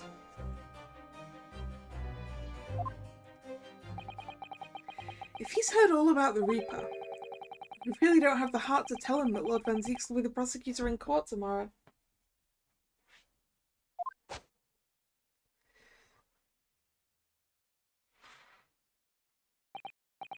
So, Professor, let me just make absolutely sure I've understood you properly. The huge explosion that occurred yesterday, that was an accident, you're saying? You had no intent to harm the victim, who was in fact the sole investor in your work, is that correct? It's correct. Just two squared is 4. I swear it. Yes, it's true that the man perished in a machine of my invention.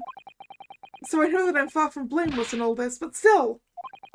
I would never use my discoveries, my inventions, to take a person's life. Not in a centillion years.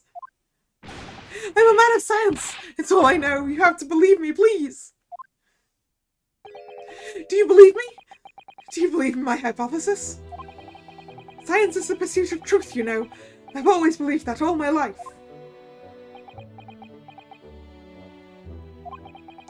I'm afraid I don't know much about science, or your theories. But I do believe you, and I will fight to prove your innocence with all my might. I'm a man of the law. It's all I know. You have to believe me, please. When I went to live in Germany after I graduated, I learned something very important. Nationality, class, lineage, none of that matters. As long as you try your hardest, you can achieve anything. Thank you for that, Professor. And thank you in advance for defending me tomorrow in court. Alright, Runo. It's time. Time to visit the Great Exhibition. Sorry? Well, that's where the incident happened, isn't it? Yes, I suppose that's true. Time to investigate at last.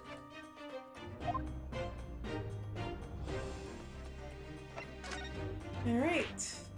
The experimentation stage.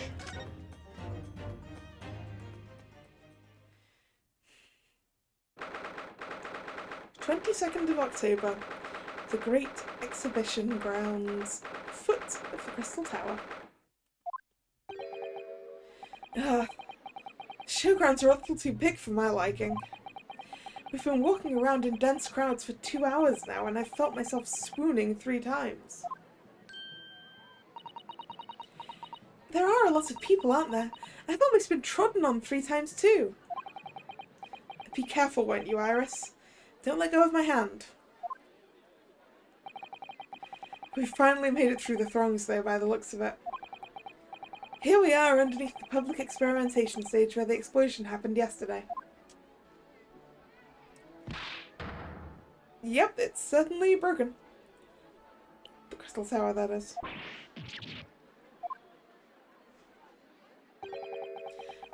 What's that?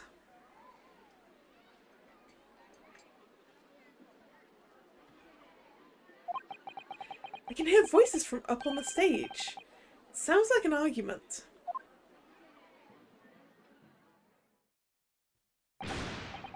Right, I've had it with you this time. I'm warning you, I'll arrest you in a minute.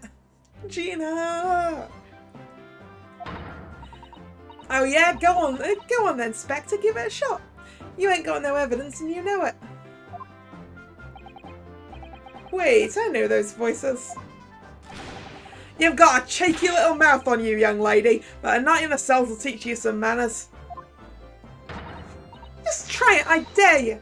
If you want that bag of chips rammed down your throat.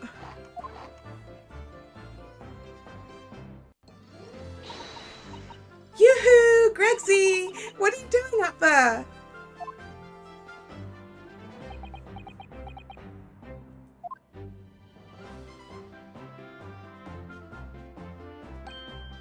Ah!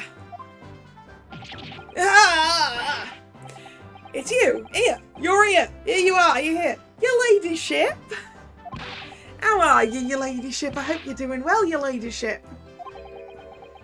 Does that make her 3 times a lady? I'm not well at all. It's far too busy everywhere.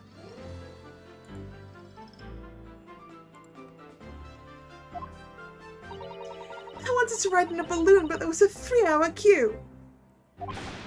Unbelievable. I'll go have a word for you at once, your ladyship. You'll be flying out as a kite in no time once I pull some strings for you. Tobias Gregson, an inspector at Scotland Yard. Until recently, he was suspended from duty, but it would appear he's back in action now. He's actually quite well known, appearing as he does in the adventures of Sherlock Holmes. And for that reason, he can't say a word wrong to the story's author, Iris. There are limits, surely. Or there should be. Watch it, sunshine! Sorry. What gives then? Don't tell me you're on this case. Yes, I'm acting for the defense. So we're here to investigate. Dear me, that's the situation, is it? Is it really that troubling? A measly 5 bob? Is that all you got? No, sir. Gina. Just merely 5 bob, is that all you got? You're a lawyer, ain't you? You could stand to carry a bit more copper around in your pockets, Mr. Narado. What? Hey, that's my last bit of spending money, that is.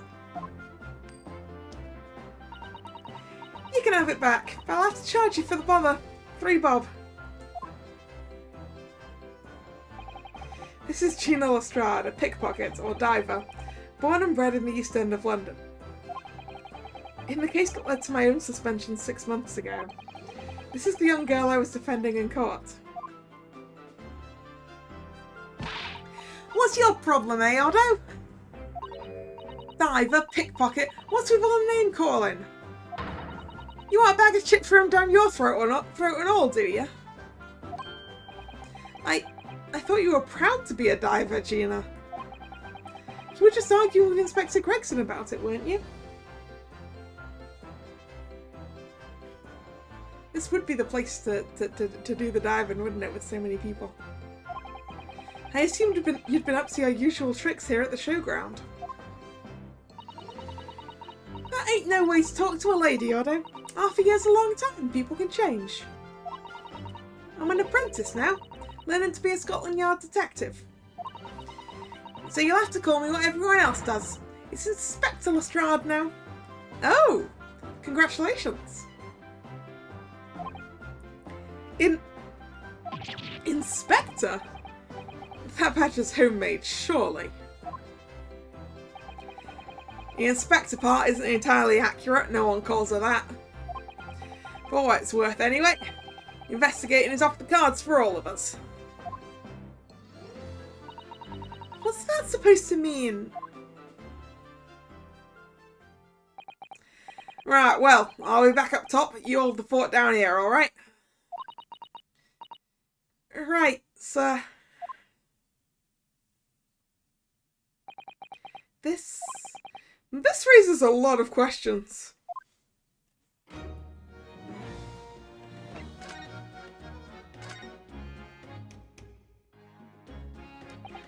It was 8 months ago now that I first encountered Gina, in connection with the case I was working on.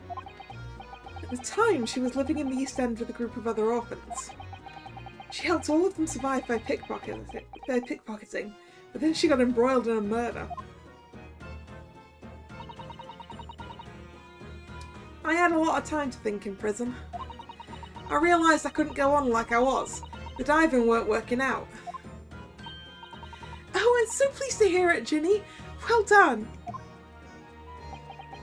So you went from being a pickpocket to a detective?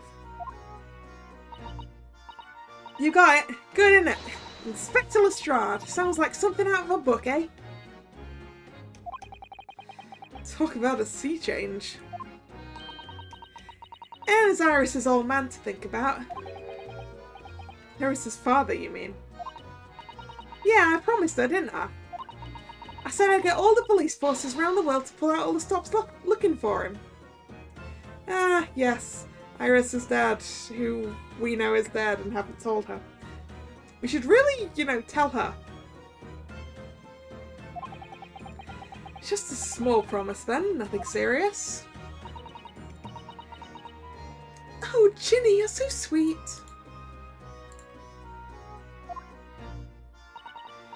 So anyway, that's how I had to. That's how come I had to go at the test for Scotland Yard. Only trouble is, I don't read so well, do I? Just a small problem, nothing serious. And that's when Hurley approached Gregsy and asked for help. So the inspector said he'd take full responsibility for Ginny and made her a sort of apprentice. That was very magnanimous of Inspector Gregson. And brave. Well, you know Hurley. He enjoys finding ways to make people do what he wants. Oh, he blackmailed Gregson into it, did he? A great detective likes digging for dirt, in other words. So the long and short of it is, if you've got questions about the case, you can ask Inspector Lestrade.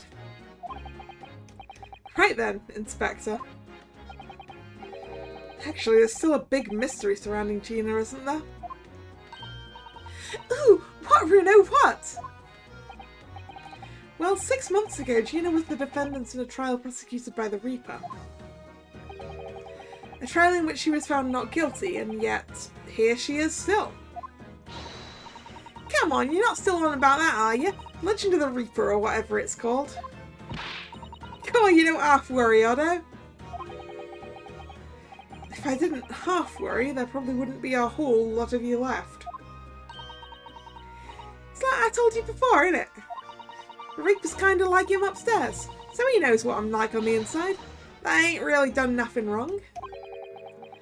Nothing wrong might be stretching a point. What about Mr. Natsume in Japan? He's perfectly fine, isn't he? Well, that's true.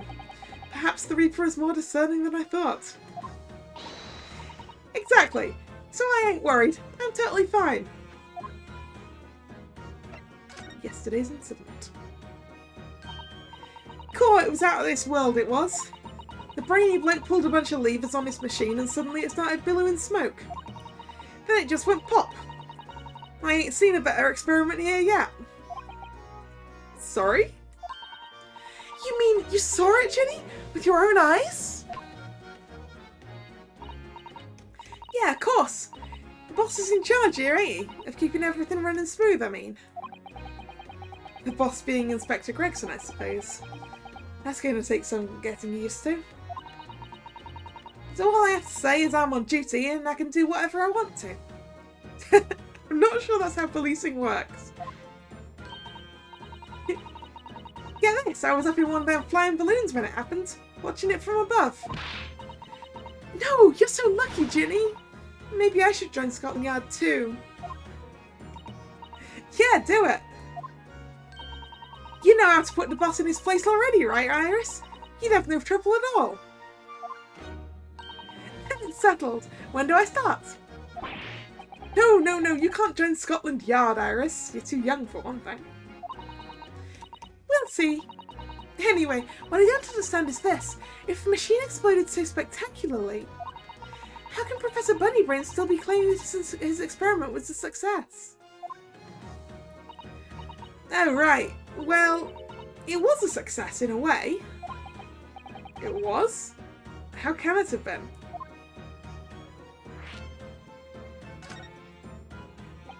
Surely after the whole machine blew up, no one could call the experiment a success.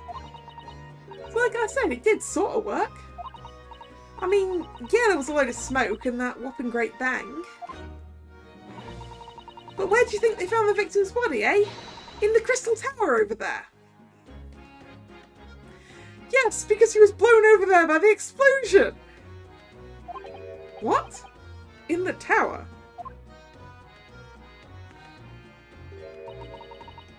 You can see for yourself, can't you?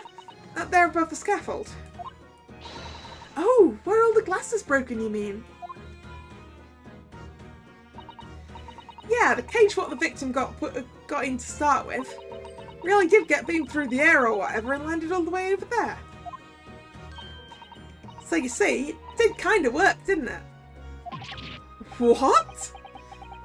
I don't believe it. I mean, I don't get the ins and outs of it, but anything's possible, right? With science. Oh, I tell you what, you can have this. It's a plan of the experiment they drew up at the yard. Are you sure? Yeah, go on. I've had 3 bob off you before, so fair's fair. Yes, I didn't actually give that to you, did I? A sketch of the experiment has been entered into the court record. A diagram showing the relative positions of the Crystal Tower and Professor Hairbrain's machine that exploded. Let's have a look at that. Not this. Not this. That. Yep, that's certainly a sketch.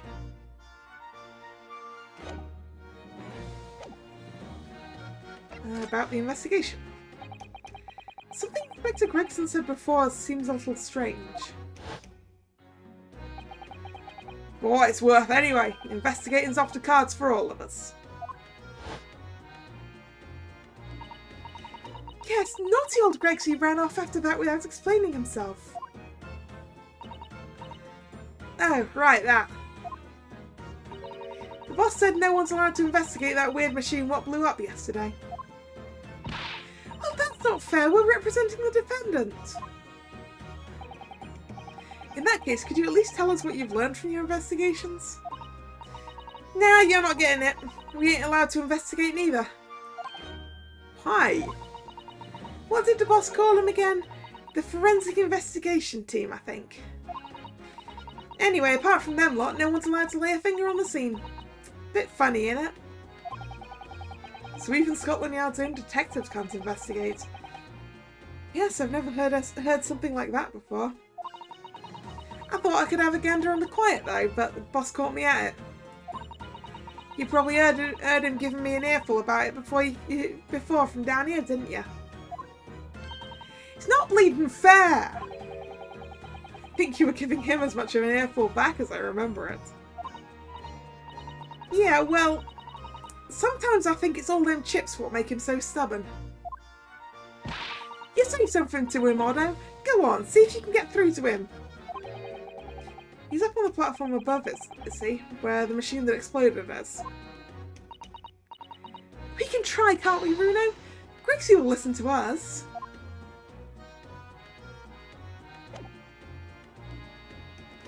I want to examine things. Let's have a look. Crystal Tower. It's certainly an apt name.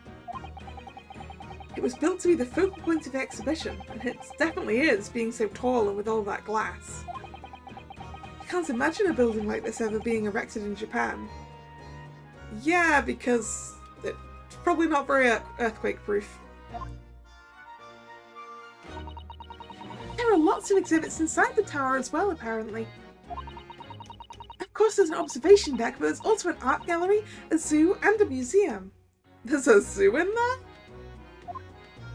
But I heard you have to queue for 3 hours just to get through the doors. Well, at the moment, the shattered glass from the failed experiment may well be the biggest draw. And thanks to that accident, the whole tower is shut. Suddenly, it's not the Crystal Tower anymore, but the Crystal Glass Shower. Apparently, everyone's taking to the skies now to look down on the disaster area from above instead. But there's a 3-hour queue to go up in a balloon now. Londoners must be very patient people.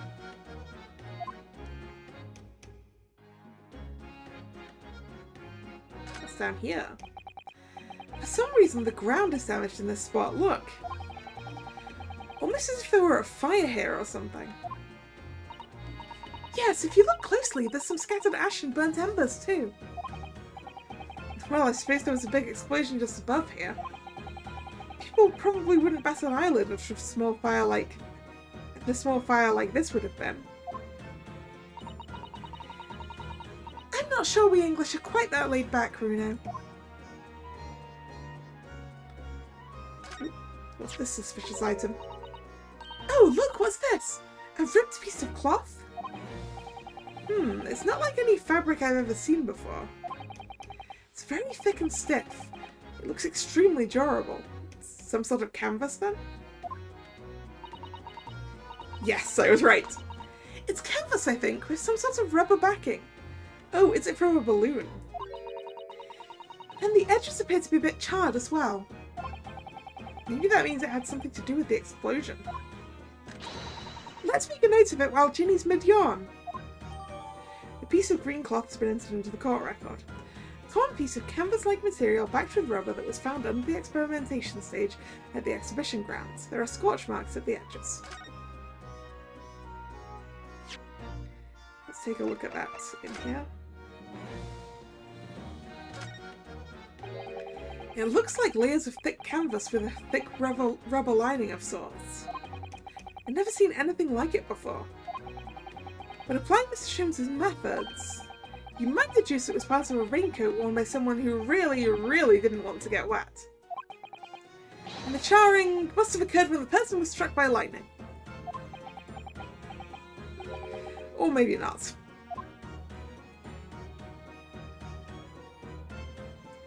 Just quite thick, huh?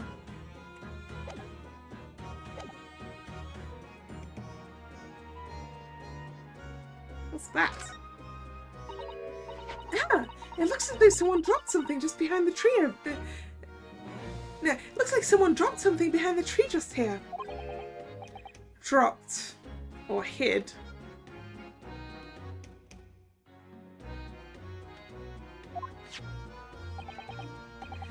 What is this? Some part of the machine that exploded? Maybe. It could have fallen from the platform above in the blast, perhaps. What's going on here? Oh, nothing. I think I'll hang on to this, just in case. A mysterious contraption has been entered into the court record. A very curious device found behind a tree under the experimentation stage at the exhibition grounds. Almost as if it had been hidden there deliberately. It really wasn't all that well hidden, was it? Let's take a look at that as well. Okay, it's got a handle. Wait, that's a crossbow! That's definitely a crossbow, like 100% that's a crossbow. It can't be anything else. The arms come out. This crank is to wind this back with the string. And there's your thing to set it off. Which we're going to press. Ah, there's some sort of lever here. Okay, that opens that up. Told you it was a crossbow! What is this? It looks like a cross between a bow and a gun. I think it's probably used for the same thing, too. Crossbow. The details of the crossbow have been updated in the court record. A weapon found hidden behind a tree under the experimentation stage at the exhibition grounds. Turns out that it's a folding crossbow. It looks like you wind this around in order to draw the bowstring back and create tension. You must be able to fire arrows with a huge amount of force using this device, though. In fact, I would imagine it's far more accurate and powerful than a Japanese longbow. I really had no idea what I was picking up when I spotted this at the exhibition grounds.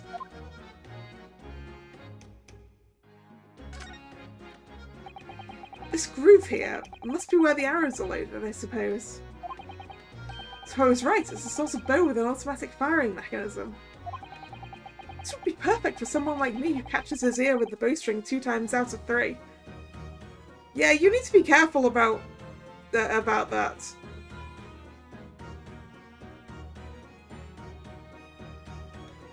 Why are you catching your ear, though? I mean, maybe they get taught differently in Japan, but I was always taught to pull it back to your cheek, so it doesn't go quite as far back as your ear.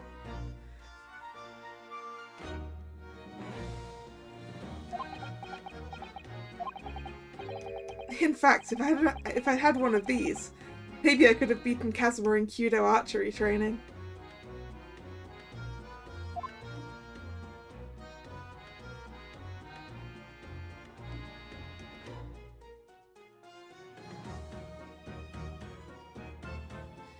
Looks like there isn't anything else to check on the bow.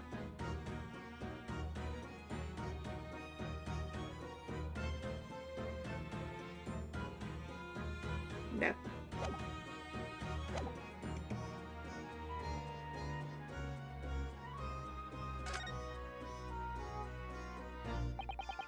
It's platform must have been set up for the experiment, I suppose. It's very high up.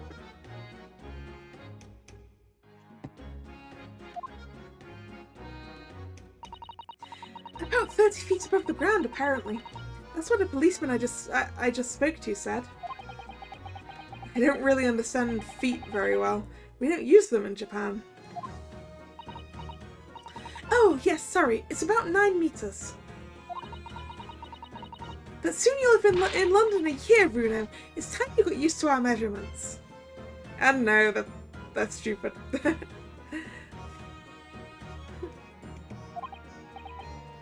Yes, well... This thing is so tall that spectators at the front would have just seen a wall and nothing else.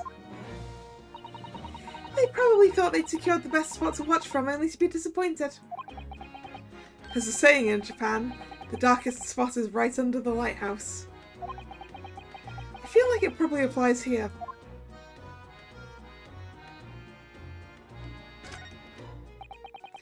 These stairs obviously lead up to the stage above. We should go up there and investigate the exact spot where the experiment was being conducted.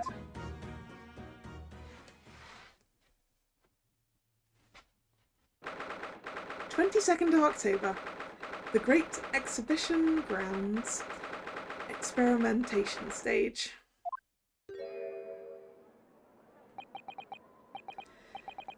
So that's it, is it? The machine that blew up. Why is it still sparking? You'd have thought they'd have disconnected power. Ooh, it must have been a magnificent explosion, and I've seen my fair share. You've seen things like this before, you mean? I like how the Ferris wheel at the back is actually going.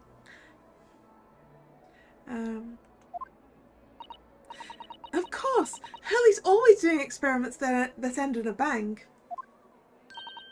In fact, in his own words, explosions are the very essence of chemistry.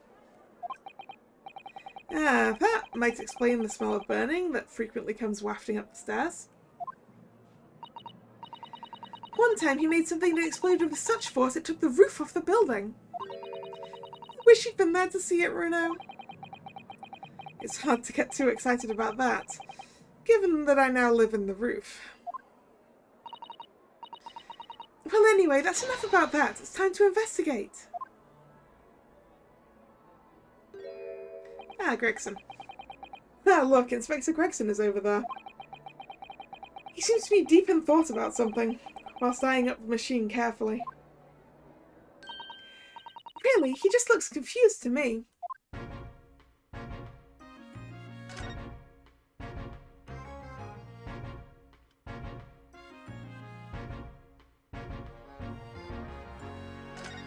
Over there.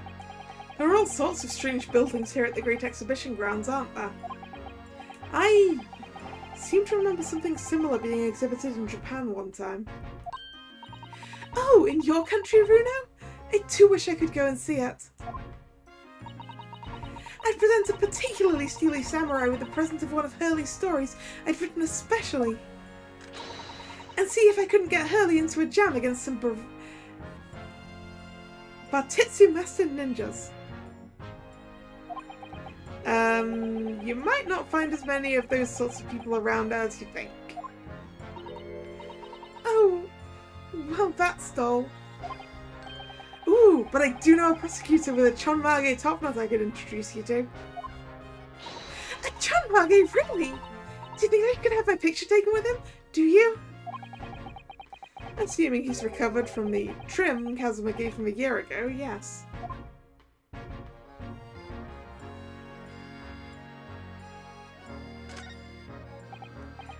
What is that gigantic thing over there? It looks like an enormous water wheel. Oh, that's a Ferris wheel. There'll be people riding inside those little cabins you can see. Why? Well, they rotate nice and slowly, so it's a wonderful way to see the surrounding scenery. Wait, it's turning? But it looks completely still. Yes, that's because it's turning so slowly. One complete revolution takes about half an hour.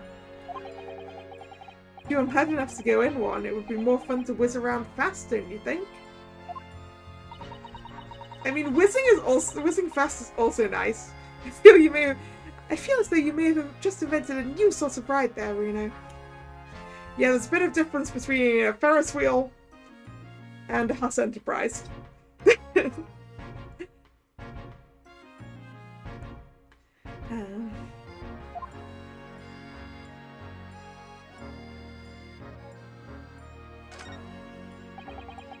It ripped itself apart magnificently, didn't it?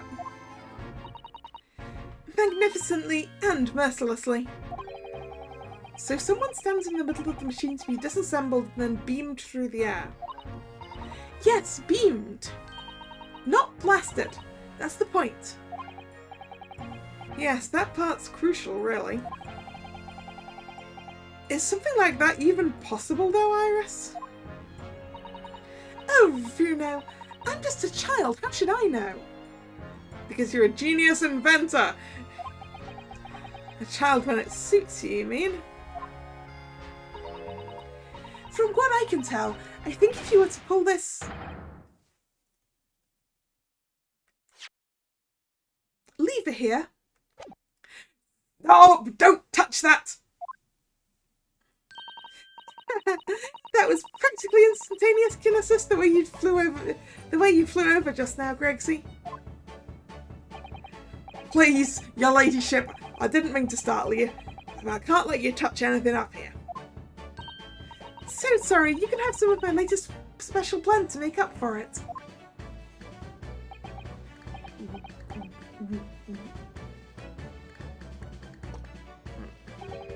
Wow, wonderful. This stuff really is wonderful. It's just like old times, this is.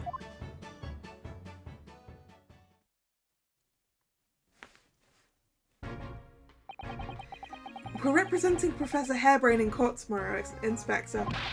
So we should be allowed to examine the scene. Ah, listen here, Sunshine. Even I'm not allowed to touch anything up here. It's that blasted Special Dispensation for Scientific Equipment Act of Lane. It's driving me potty. Oh, yes, that Special Dispensation. The Professor mentioned that too. More red tape's all we need. I don't know what the government thinks it's playing at sometimes. But we're allowed to just look, aren't we? Eh? Surely that's alright, isn't it, Gregsy?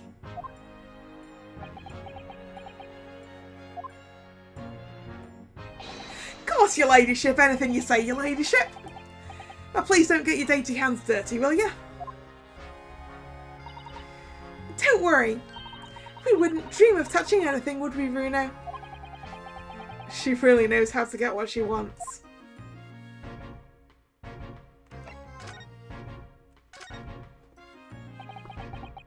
Using high voltage electricity to somehow disassemble a man's body and then beam him across to the Crystal Tower? It's an extraordinary thing to attempt, especially in public.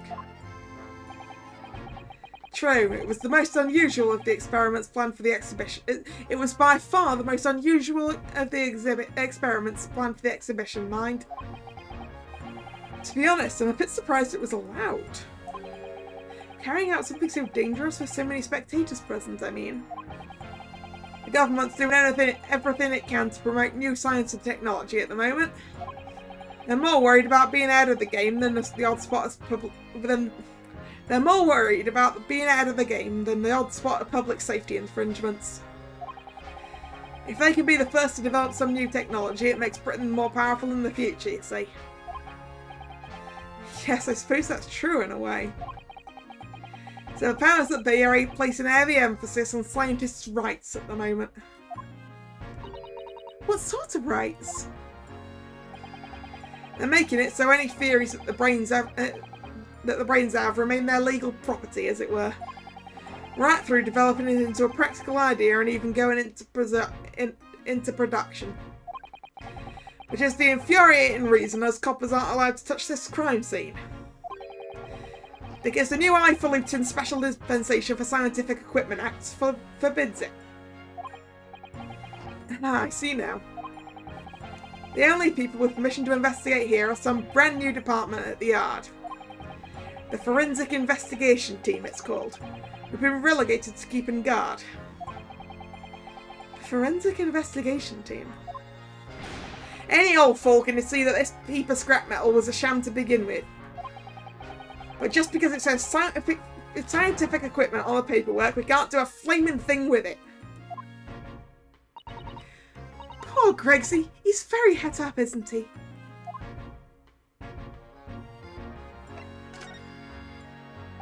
Remind me again, what's this new legal act that means we're not allowed to touch the scene here? Are you having me at it, Sunshine? It's the Special Dispensation for Scientific Equipment Act. Yes, I think Hurley mentioned that recently, with a real twinkle in his eye as I remember. Sure he did, your ladyship, I'm sure he did. That's especially for this great exhibition it was. All scientists have to do is present their ideas or inventions to some suits in the civil service, and it gets rubber stamped, and that's a guarantee of rights to maintain the invention's confidentiality. What does that really mean? Think about it. Think of all the world-changing new inventions on display every day at this exhibition. Well, a good half of them are a load of cobblers, if you ask me, put forth by shammers like yourself. Excuse me? Thanks for that. Oh, I love how absurd some of the inventions here are. It's all so fun. It might be fun to you, but a member of the force has to be present at every single demonstration. Can you imagine, eh? Hang science, that's what I say. Oh, I don't think so. That sounds like my dream job. You'd soon think otherwise after spending a day guarding all the shammers' bogus contraptions. But if they're all bogus, how can anyone hope to demonstrate them? There'd be no point. Yeah, well. There is the point, sadly. Sorry? Thanks to another of our government's bright ideas. If any theory or invention is deemed to show potential, the government hands out a research grant. Scientists get funding. Exactly. And that's what they were all after. All these shammers come from far and wide to clog up Hyde Park. And who has to keep them all safe, eh? Who has to smile politely and welcome them? Us coppers, that's who. So you can see why I say it now, can't you? Hang science, hang it! Oh, maybe I can see your point.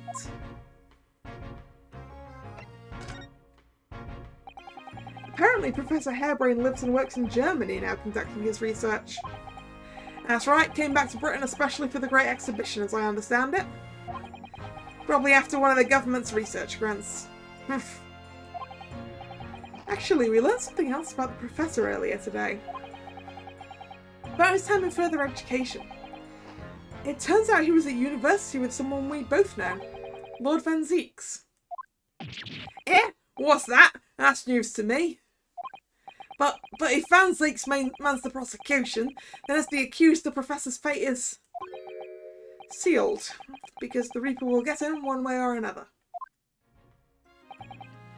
Blimey, that man's beyond me. I don't know what goes on in that head of his. Talking of Van Zeeks, this morning's paper ran the story of him being attacked. Read that? Oh yes, but Mr. Reaper is completely fine. Nothing to worry about.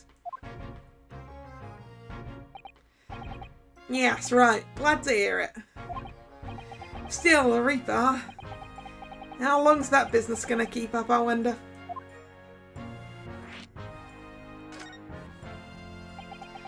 The victim of this case, the inventor Mr. Asman. He was another of the Reaper's victims, or so I heard. Lord Barak Van Zeeks is a top-class prosecutor.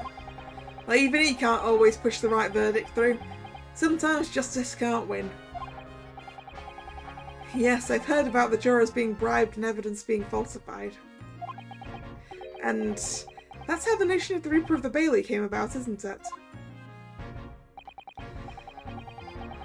Obviously, Scotland Yard suspected Van Zeeks initially. We all assumed he was taking matters into his own hands when he failed to seal the deal in court. though the man himself denies that charge. Well, we've done a very thorough investigation, and the conclusion we reached is that Lord Van Zieks is in no way related to the deaths of those people outside the courtroom. There's no question in my mind. I'll stake my reputation on it, I would. But if that's true, then how do you explain it? All those defendants couldn't have coincidentally died if no one killed them. I know that, but I can't explain it. It's a mystery after all, isn't it? That's the whole point of the Reaper. Professor Harebrain mentioned something else. He said that at university Lord Van Zieks was a totally different person. Easygoing and kind. You what? He said that it was after they both graduated that something happened to change the man. Do you have any idea what it was? No clue. Really? Look, I've got my hands full watching over this frustrating crime scene. Why don't you go and make a nuisance of yourself elsewhere, eh?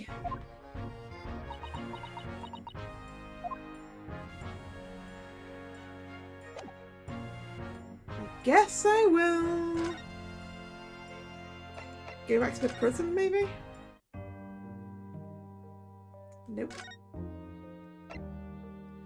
To the prosecutor's office?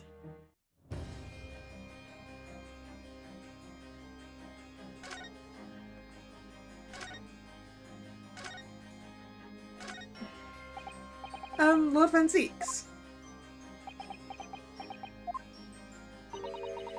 I think he's ignoring you, Runa. The prosecution and defense should avoid speaking outside the courtroom as a rule. So if anyone is being rude here, it's most certainly the man in black standing there before us. Oh, I see. Well, thank you for setting the record straight. Did you see that? He spoke to me, Runa. So, Lord Van Zieks, have you managed to visit the Great Exhibition yet?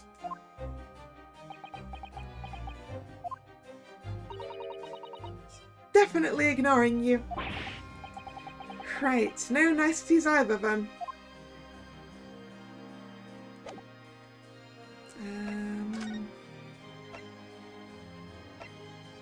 Lord Chief Justice's office? Nope. Shrooms is sweet. Nope. Naruhodo's legal consultancy? Nope. Unless I like present like the crossbow or something. Iris, have a look at this. That's not right. I thought you were supposed to say objection or the like when you present evidence. No, that's only in court. That's not fair. If you won't say it, then I won't look. Objection! Yay, that was great! Right, next. Alright, I get the message.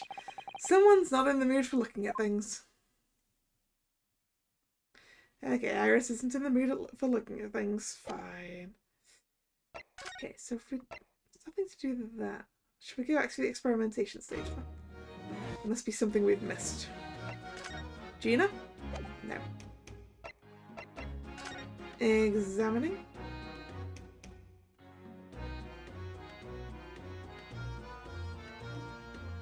Oh wait, there's an up.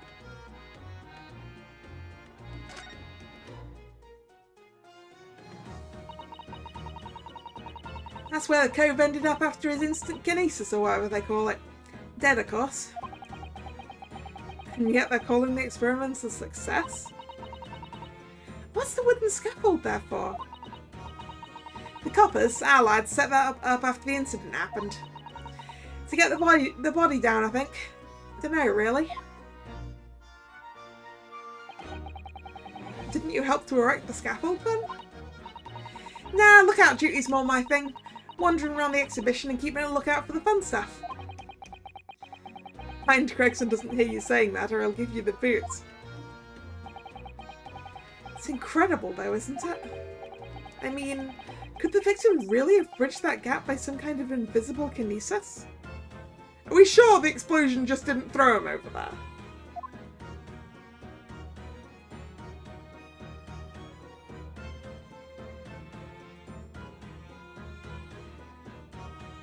Or maybe he was already over there and he had a stand-in up on the stage and was gonna do a trick.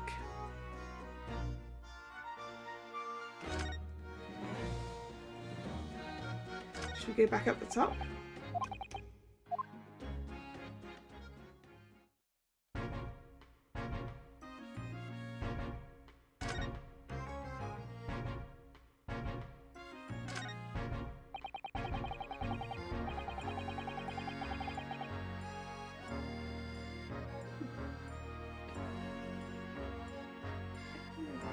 That's a bit of a typo there, wasn't it, Firesprite? Hello.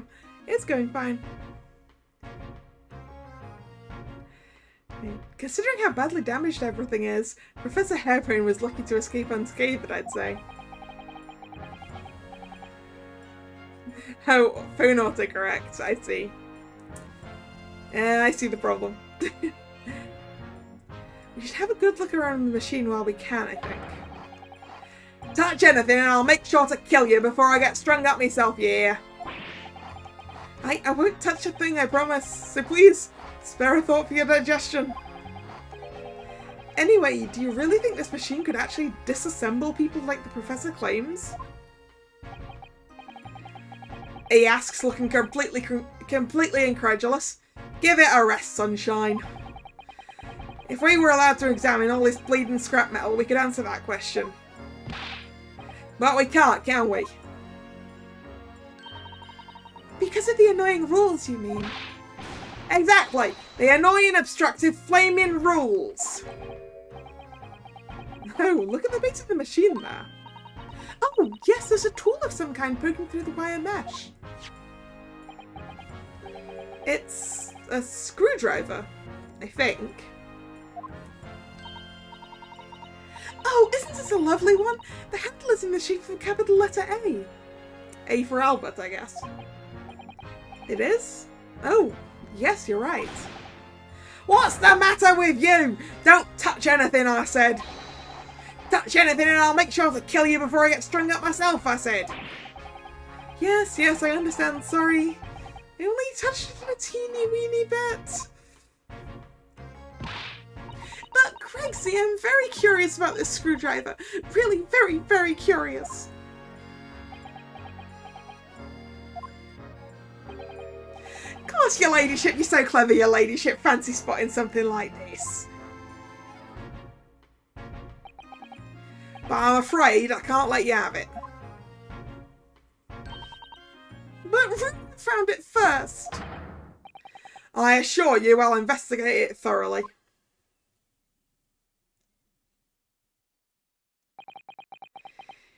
He's gone off with it. That was very mean. I'm afraid Inspector Gregson is going to make a very clumsy and embarrassing mistake in next month's installment now. Poor Gregsy.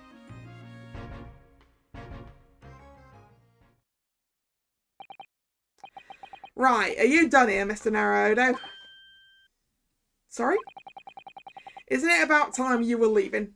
Or rather, it is about time you were leaving. That lot are here now.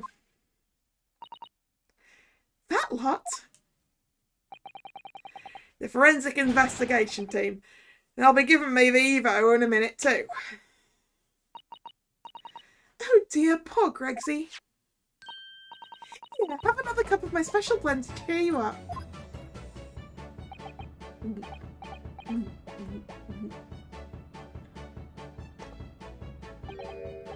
Ah, it's the spot.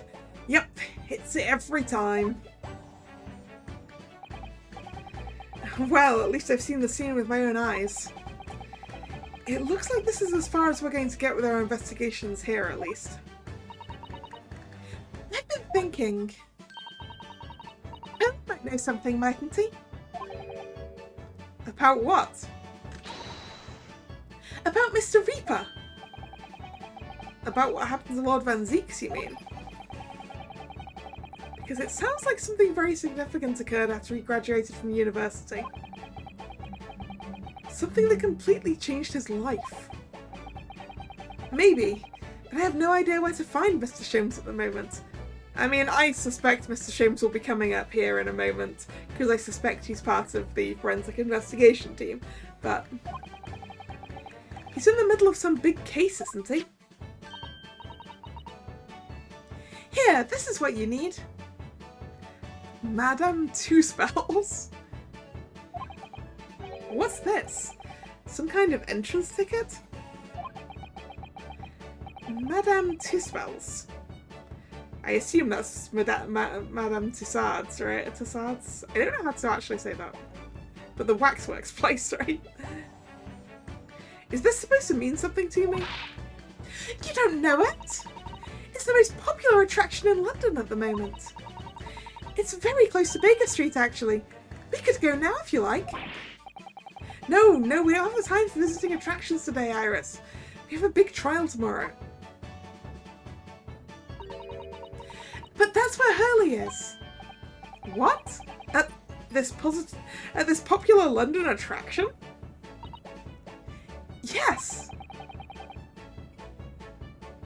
How is it that you know where he is? Well, he told me. But he told me to keep it secret from you, Runo. Madame Two Spells. I don't see how it could be related to the case we're investigating here, but then stranger things have happened. And when they happen, Mr. Sholmes is usually at the heart of them. If this is a waxworks place, what if... No, because the guy who went into this machine was definitely moving around, so he wasn't a waxwork. I was just thinking, like, maybe if the one in the explosion was a waxwork and the dead body over there was this real one and someone killed him while he was waiting. I don't know. I don't think that's quite right, though. Alright, I guess we're going to Madame Two Spells. A museum of interesting waxwork exhibits not far from Baker Street. It's become a very popular London attraction in recent years. So it is that.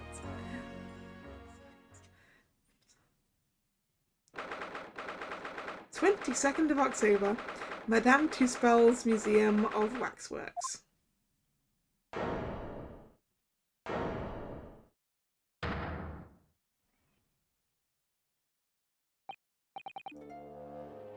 Never actually been in Madame Tussauds, so I'm not really that...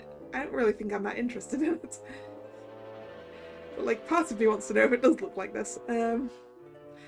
What is this place? Look at all these terrifying scenes! But why are all the people so still? Guillotines, ruthless murderers... I know what I'll be dreaming about tonight. They're all wax models. They're amazingly realistic, aren't they?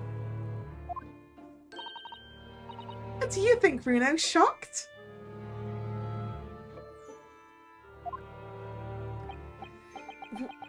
Wax models? Yeah! I read about dead bodies and wax once in a magazine about strange phenomena.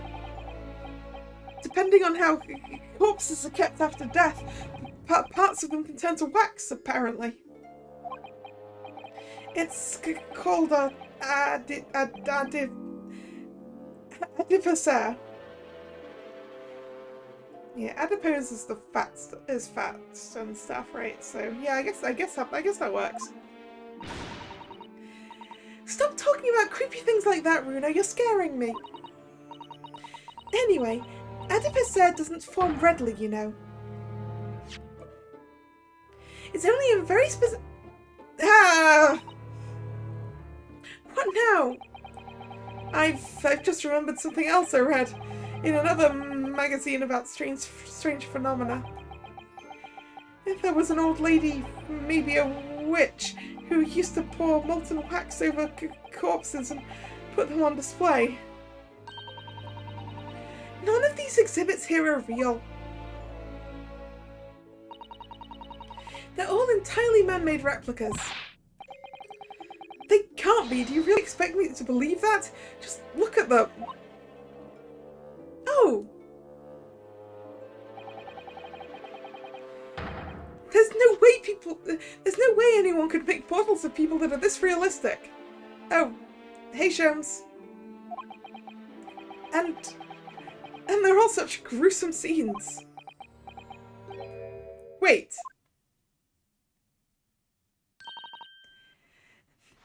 What is it? Oh, no. I must be seeing things. Oh, wait, what's...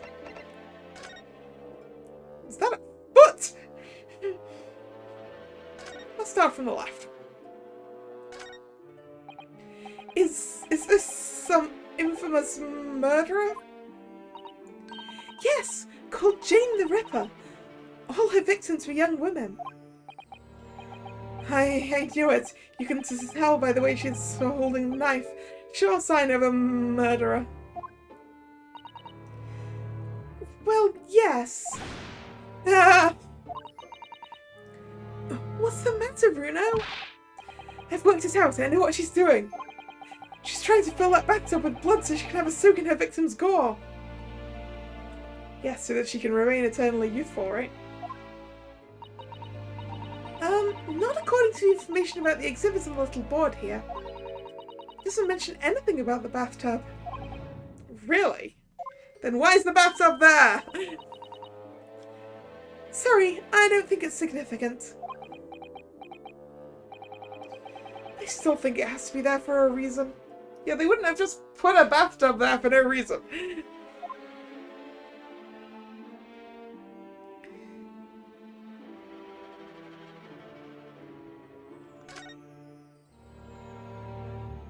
But yeah, like, is that a foot?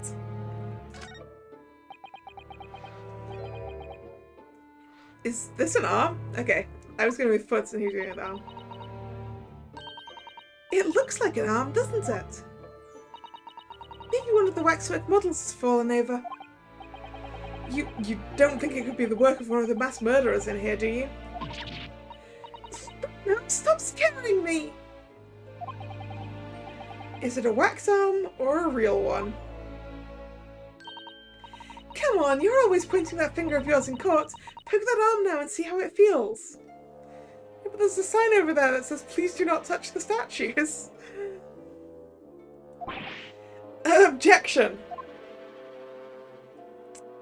But equally, I want to know what's going on. That big heavy curtain is in a very prominent position, isn't it? A nasty feeling there's going to be something truly terrifying behind it. Oh, yes! That's the famous Two Spells special exhibit! It depicts one of England's most notorious killers. Do you want to pay the extra fee and have a look? Pay more money to be even more terrified? Oh, let me think about that for a moment. I bet Naruhodo is of the same opinion as me. Like, I don't want to do that. I mean, I kind of do, but I don't. It was only a suggestion. Okay, so I guess I won't get to see it. It's this one. These models are so well made, I can't tell what's a waxwork and what's a real human. Or maybe all of the exhibits are real people. And when it's closing time and all the visitors have gone home, they suddenly start moving about. Just thinking about it makes me wish it was closing time already and I was on my way home.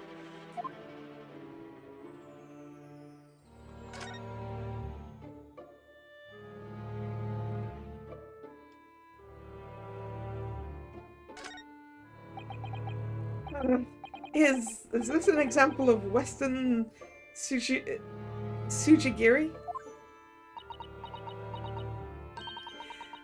I don't know what that is. You know, when an unscrupulous samurai randomly attacks a passerby to test his sword?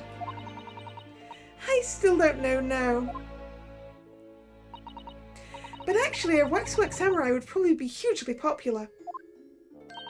Could you model it, do you think, Bruno? Doing that Sujigiri thing you mentioned. Well, I do have a sword, but I have no intention of testing how sharp it is on a human subject. But now, at least.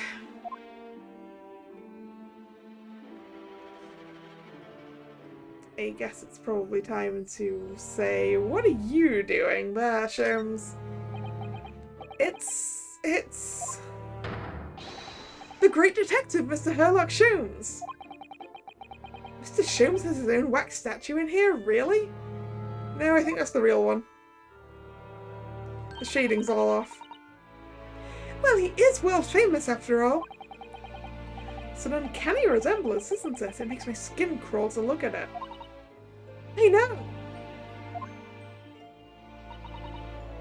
But look, Bruno, you can kick Miss Hurley, and he doesn't move a muscle.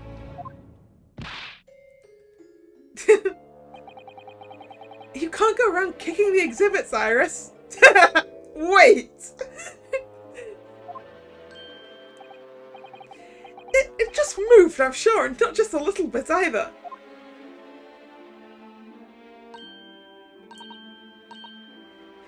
Really? Did it? And look closely. There are beads of sweat on the face of this waxwork model.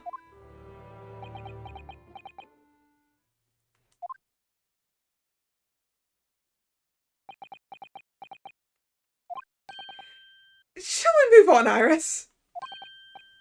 Over there, look, there's a great murder scene to enjoy. Much more appealing. Hold it! My dear fellow, I take exception to your recoiling in such a manner as if you've seen something truly abhorrent. Mr. Sholmes. I knew it. Iris, what possessed you? I strictly forbade you from divulging my temporary waxwork secret to Mr. Naruhodo. Temporary waxwork? What do you mean? And that kick! Could you not have exercised a little more restraint? You winded me! But Bruno had something he needs to ask you. Ah, a question. And I thought you'd probably be getting bored too. So here we are. Well, I can't deny that your timing was impeccable. A mere 2 minutes more being stationary like that, and my great brain upon which all my success has been built would have turned to wax. Thank goodness we arrived in time. Indeed, in many ways the pair of you just saved the world from an unimaginable loss. Oh, Hurley, you do like to talk nonsense, don't you? He could know something, it's true, about Lord Van Zeeks and what happened in the past to change him. Now that you're here, let's take our time. How can I be of assistance? You're in luck. I'm suddenly quite taken with the idea of conversing. Oh, well, actually, I'm in quite a hurry. And if my eyes don't deceive me, I believe something is afoot within the walls of this very museum. A most fascinating case, if I'm not mistaken. Really? Moreover, I have a strong suspicion that it is related to the matter about which you've come to me now. But how could it be? We shall speak again presently, my dear fellow, but for now I must return to my work. What, back to being a temporary waxwork exhibit?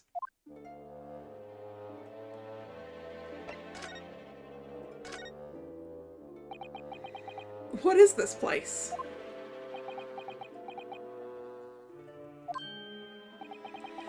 Madame Two-Spells came to London from France 3 years ago, I understand. Oh, it's originally French, is it? Since she opened this little waxwork museum last year, it's enjoyed great popularity in London. There are museums like this in Japan too, but these displays are like something else. I mean, they aren't made from actual real people, are they?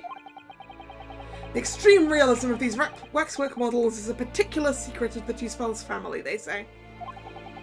They earned renown during the French Revolution for waxworks of victims of the guillotine. That sounds grim. The gruesome scenes were portrayed with such realism in the expressions of the faces of the condemned. Apparently, the sculptors would make the models directly from the corpses, right there at the site of the executions. That really turns my stomach. That's just one of several legends about the Toothbells family. Whether there's any truth in it, I couldn't say. But anyway, this museum houses models of famous people from all over the globe. Nevertheless, the most popular area of the museum by quite some margin is this House of Horrors. House of Horrors? Of course, visitor numbers are dwindling now as a result of the Great Exhibition. But people usually flock here to see the exhibits of some of London's most vile criminals at their gruesome work. Naturally, most of the miscreants portrayed here were sent to the gallows. So they're even stiffer now than the models of them. Ha ha ha ha ha ha. Have you heard of poor taste? My dear fellow, the public live for poor taste. They yearn to be shocked. So the hideous exhibits in here are... they're all portrayals of real events that actually took place. Is it just me, or did the temperature in here just seem to drop? Anyway, I advise you not to think too deeply about what you see here. Oh, he's back to being a waxwork, is he? What do you mean by a temporary waxwork, Mr. Sholmes? Exactly what you see. I'm part of the exhibits here, catching these criminals in the act. Catching them? Every half an hour I home in on a different killer in one of the displays and adopt a new pose to ensnare him. When members of the public come for a closer look, I offer them my hand to shake. For a shilling, I'll happily allow them to take a photograph with us. Us? Does he mean him and the waxwork murderers in here? But why, Mr. Sholmes? My dear fellow, isn't it obvious? For the money.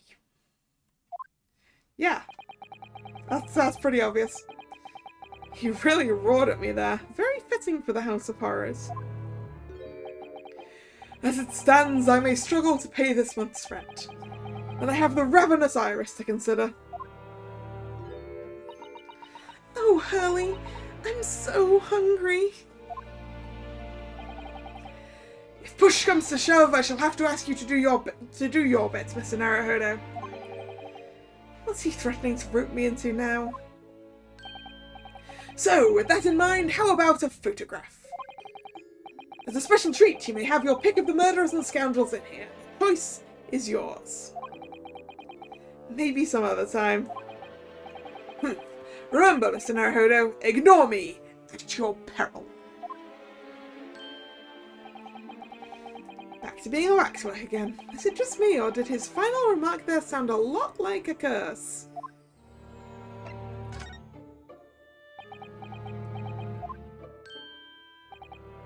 Well, what is it you'd like to ask me then? Actually, it's about Lord Van Zeeks. Ah, our friend Mr. Reaper. How did you find him? Well, I trust. Yes, I did. But however, I have questions. And so I filled Mr. Sholmes in about everything I'd learned. About Lord Van Zeeks, about Professor Harebrain, and about the strange coincidence that they had been at university together.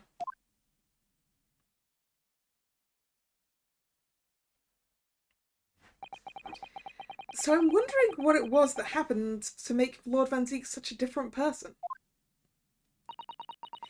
I was sure you'd know, Hurley. You said there was something going on here in this exhibit hall before, that something was afoot, and that you believed it was related to what I wanted to ask you about. Mr. Sholmes? He suddenly clammed up. Well, it seems we've reached the unavoidable... Greetings. Oh, sorry. Greetings. There we go. Oh, hello. Where did she appear from? And what's she wearing? Could she look any more mysterious? I hope you are appreciating my museum. Ah, this is Madame Two Spells herself. Or Madame Two Spell, I suppose. Sorry? Have we... Mr. Sholmes, do you know this? Not again. Welcome back, Nick. My apologies. I'm Esmeralda Two Spells. This is my museum of waxwork. What? You're the Madame Two Spells? Bien, sir. Though only 26 years young, I might add. Is that significant somehow? I am a madame in name only. It adds a certain je ne sais quoi. Yes, exactly, Nick.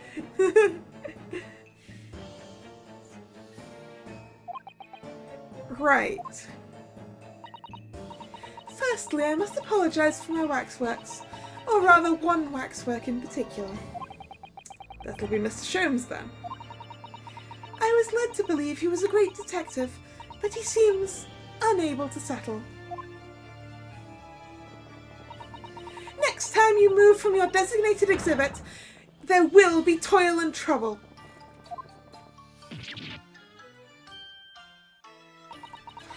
She sounds deadly serious. So she sounds deadly serious. That's a problem. How am I supposed to ask Mr. Sholmes about Lord Van Zeeks now? Let's not forget what Hurley said before. About something being afoot. Right here in the museum, I mean. Yes, I know, but... I'm curious. I want to know what's happening here. Haven't we got enough on our plate already? I guess we'll be talking to, Madame Two Spells. Did you make all of these waxworks, Madame Two Spells? Is that beat your spot in the background? I'm not sure.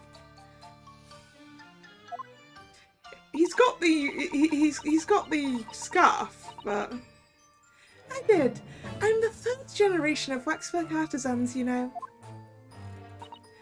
Gosh! It was my grandmother who began the tradition in my family. Fortunes were checkered, living through the turbulent times of the French Revolution as she did. Though that is when she acquired the savoir-faire that led to the astonishing lifelikeness.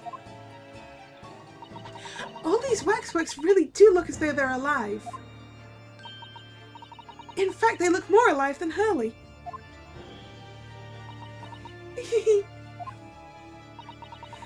What you see exhibited here represents the most atrocious of London's criminal past. All of the waxworks were created in the presence of the real people on which they are modelled, in the hours immediately following their executions. That is the secret to the extraordinary lifelikeness. That sounds terrifying. All walks of life have similar challenges, I'm sure. To carry out one's trade par excellence, one must go to extraordinary lengths. My exhibits are a reflection of society. I create only that which the public wishes to see. Why couldn't the public have wished for something less horrifying? Do not fear. Sorry? This room is the only one in the museum with such a macabre theme. I do hope you'll explore. There are models of famous singers, actors, politicians. Something for every taste, I hope. It was Iris who dragged me straight in here, come to think of it. You'd like to visit the House of Horrors, would you, Nick? Sorry, perhaps I should have eased you into things. I need to go get another drink. I will be right back.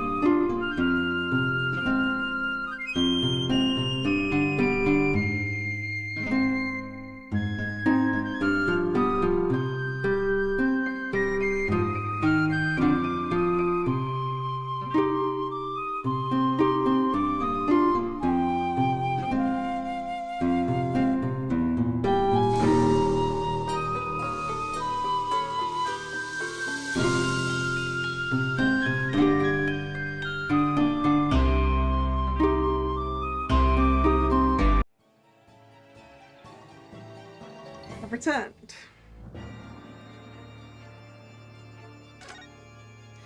The Great Detective Waxwork. What's the situation with that? Ah, my temporary waxwork model. He approached me some days ago, you see, with a business proposal. Oh, what sort of proposal? My dear madame, what these sparse exhibits need is the addition of a world-famous great detective. Or words to that effect. Naturally, I am well aware that Mr. Sholmes is widely known in London as a talented detective. It's great detective, actually. He's very specific about it. Yes, the creme de la creme. So I was keen to come to some arrangement with him, of course. You know, between two spells here and Rook in Twisted Wonderland, I'm really wondering if I should really brush up on my French. But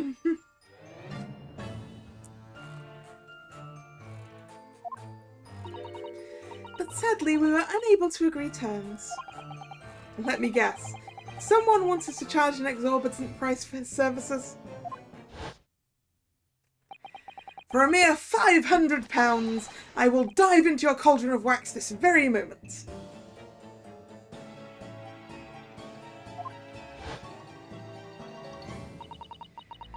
Or words to that effect.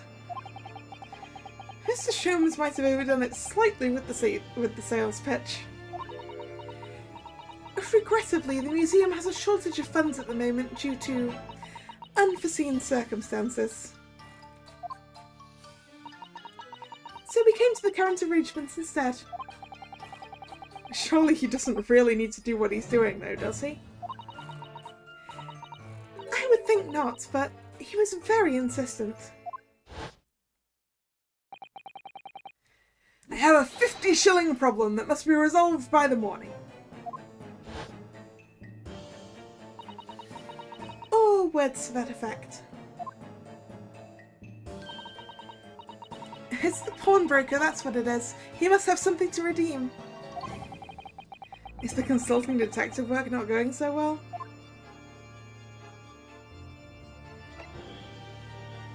Get ready for some twisting and grinding, huh? Ah, you mean for the event. Something afoot. I wonder, could I ask you something? Bien sûr? I don't think that's how you pronounce that, but hey. That's why I need to brush up on my French. I'm just curious, is anything going on at the museum at the moment? Some kind of incident, perhaps?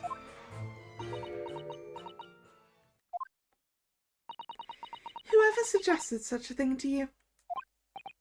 Oh, well, it was your temporary waxwork over there who mentioned it to me a little.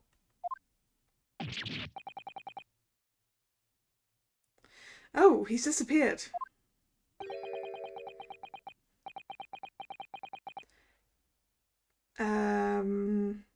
Is this going to be Sholmes or... We'll go with Sholmes. A wax model is a work of art, not some tawdry object for trade. Ah. There he is. There you are. Leaving the exhibit again when you should be working. Do you wish to be melted down? My dear Madame Tusfells, save your reprimands. There are more pressing concerns. The wax can wait. It's our ideas about your current problem that we must throw into the melting pot instead. Personally, I would advise you not to involve the police. Why, ever not? She's turned as white as a sheet. Because you have at your disposal a great detective, whose services you may employ for a mere 50 shillings. Though please be aware that I insist upon payment in advance.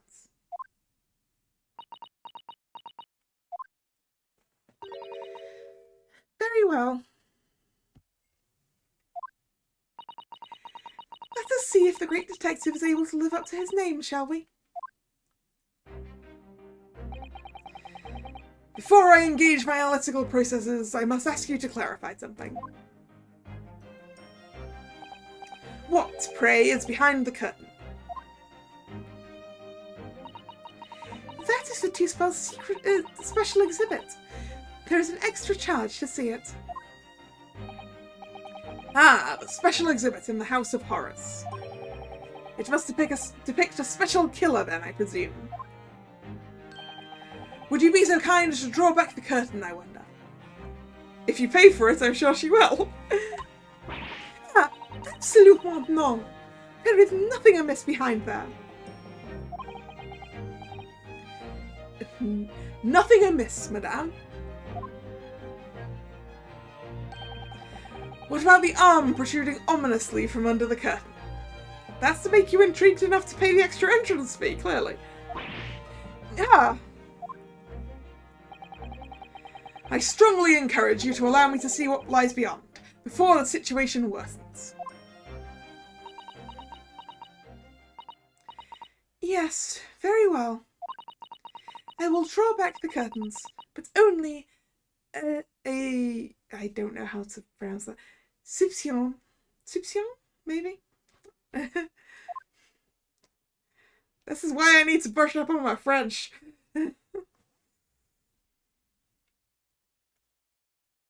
Ooh. I must confess, I peeked behind the curtain earlier. The Two Spells special exhibit is a very bleak graveyard scene indeed. And yet, somewhat surprisingly, the waxwork killer one would expect is nowhere to be seen. What does strike one, however, is the portly gentleman lying peacefully on his back on the floor. Have we seen him before?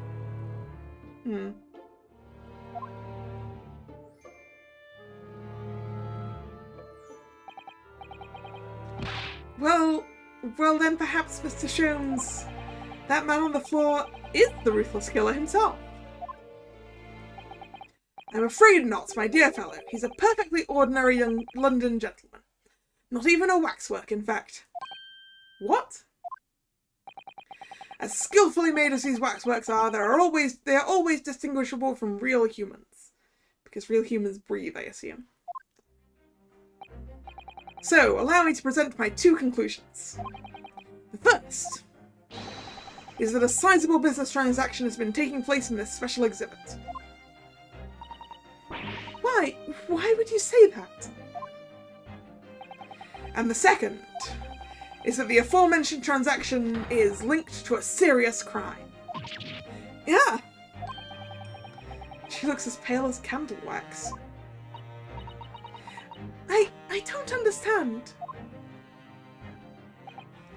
So, Madame Two Spells, as you've agreed to my fee, you shall now have the pleasure of seeing this famously great detective and the temporary exhibit. And temporary exhibit at work.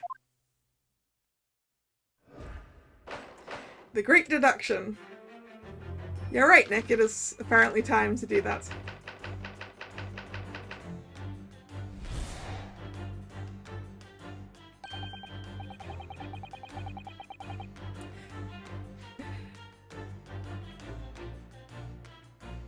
Although,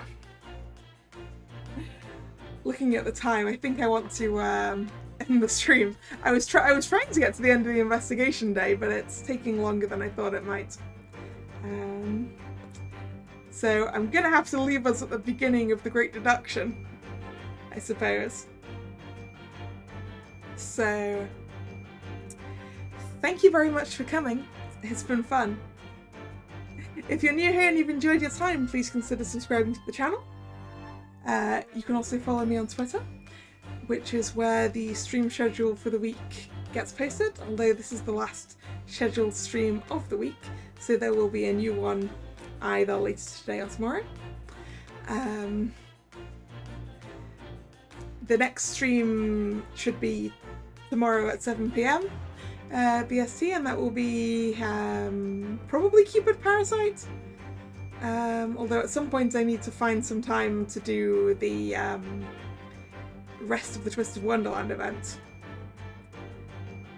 So keep an eye on Twitter, I guess. Once again, thanks for coming. And this is Kalla signing out. See ya. Bye bye.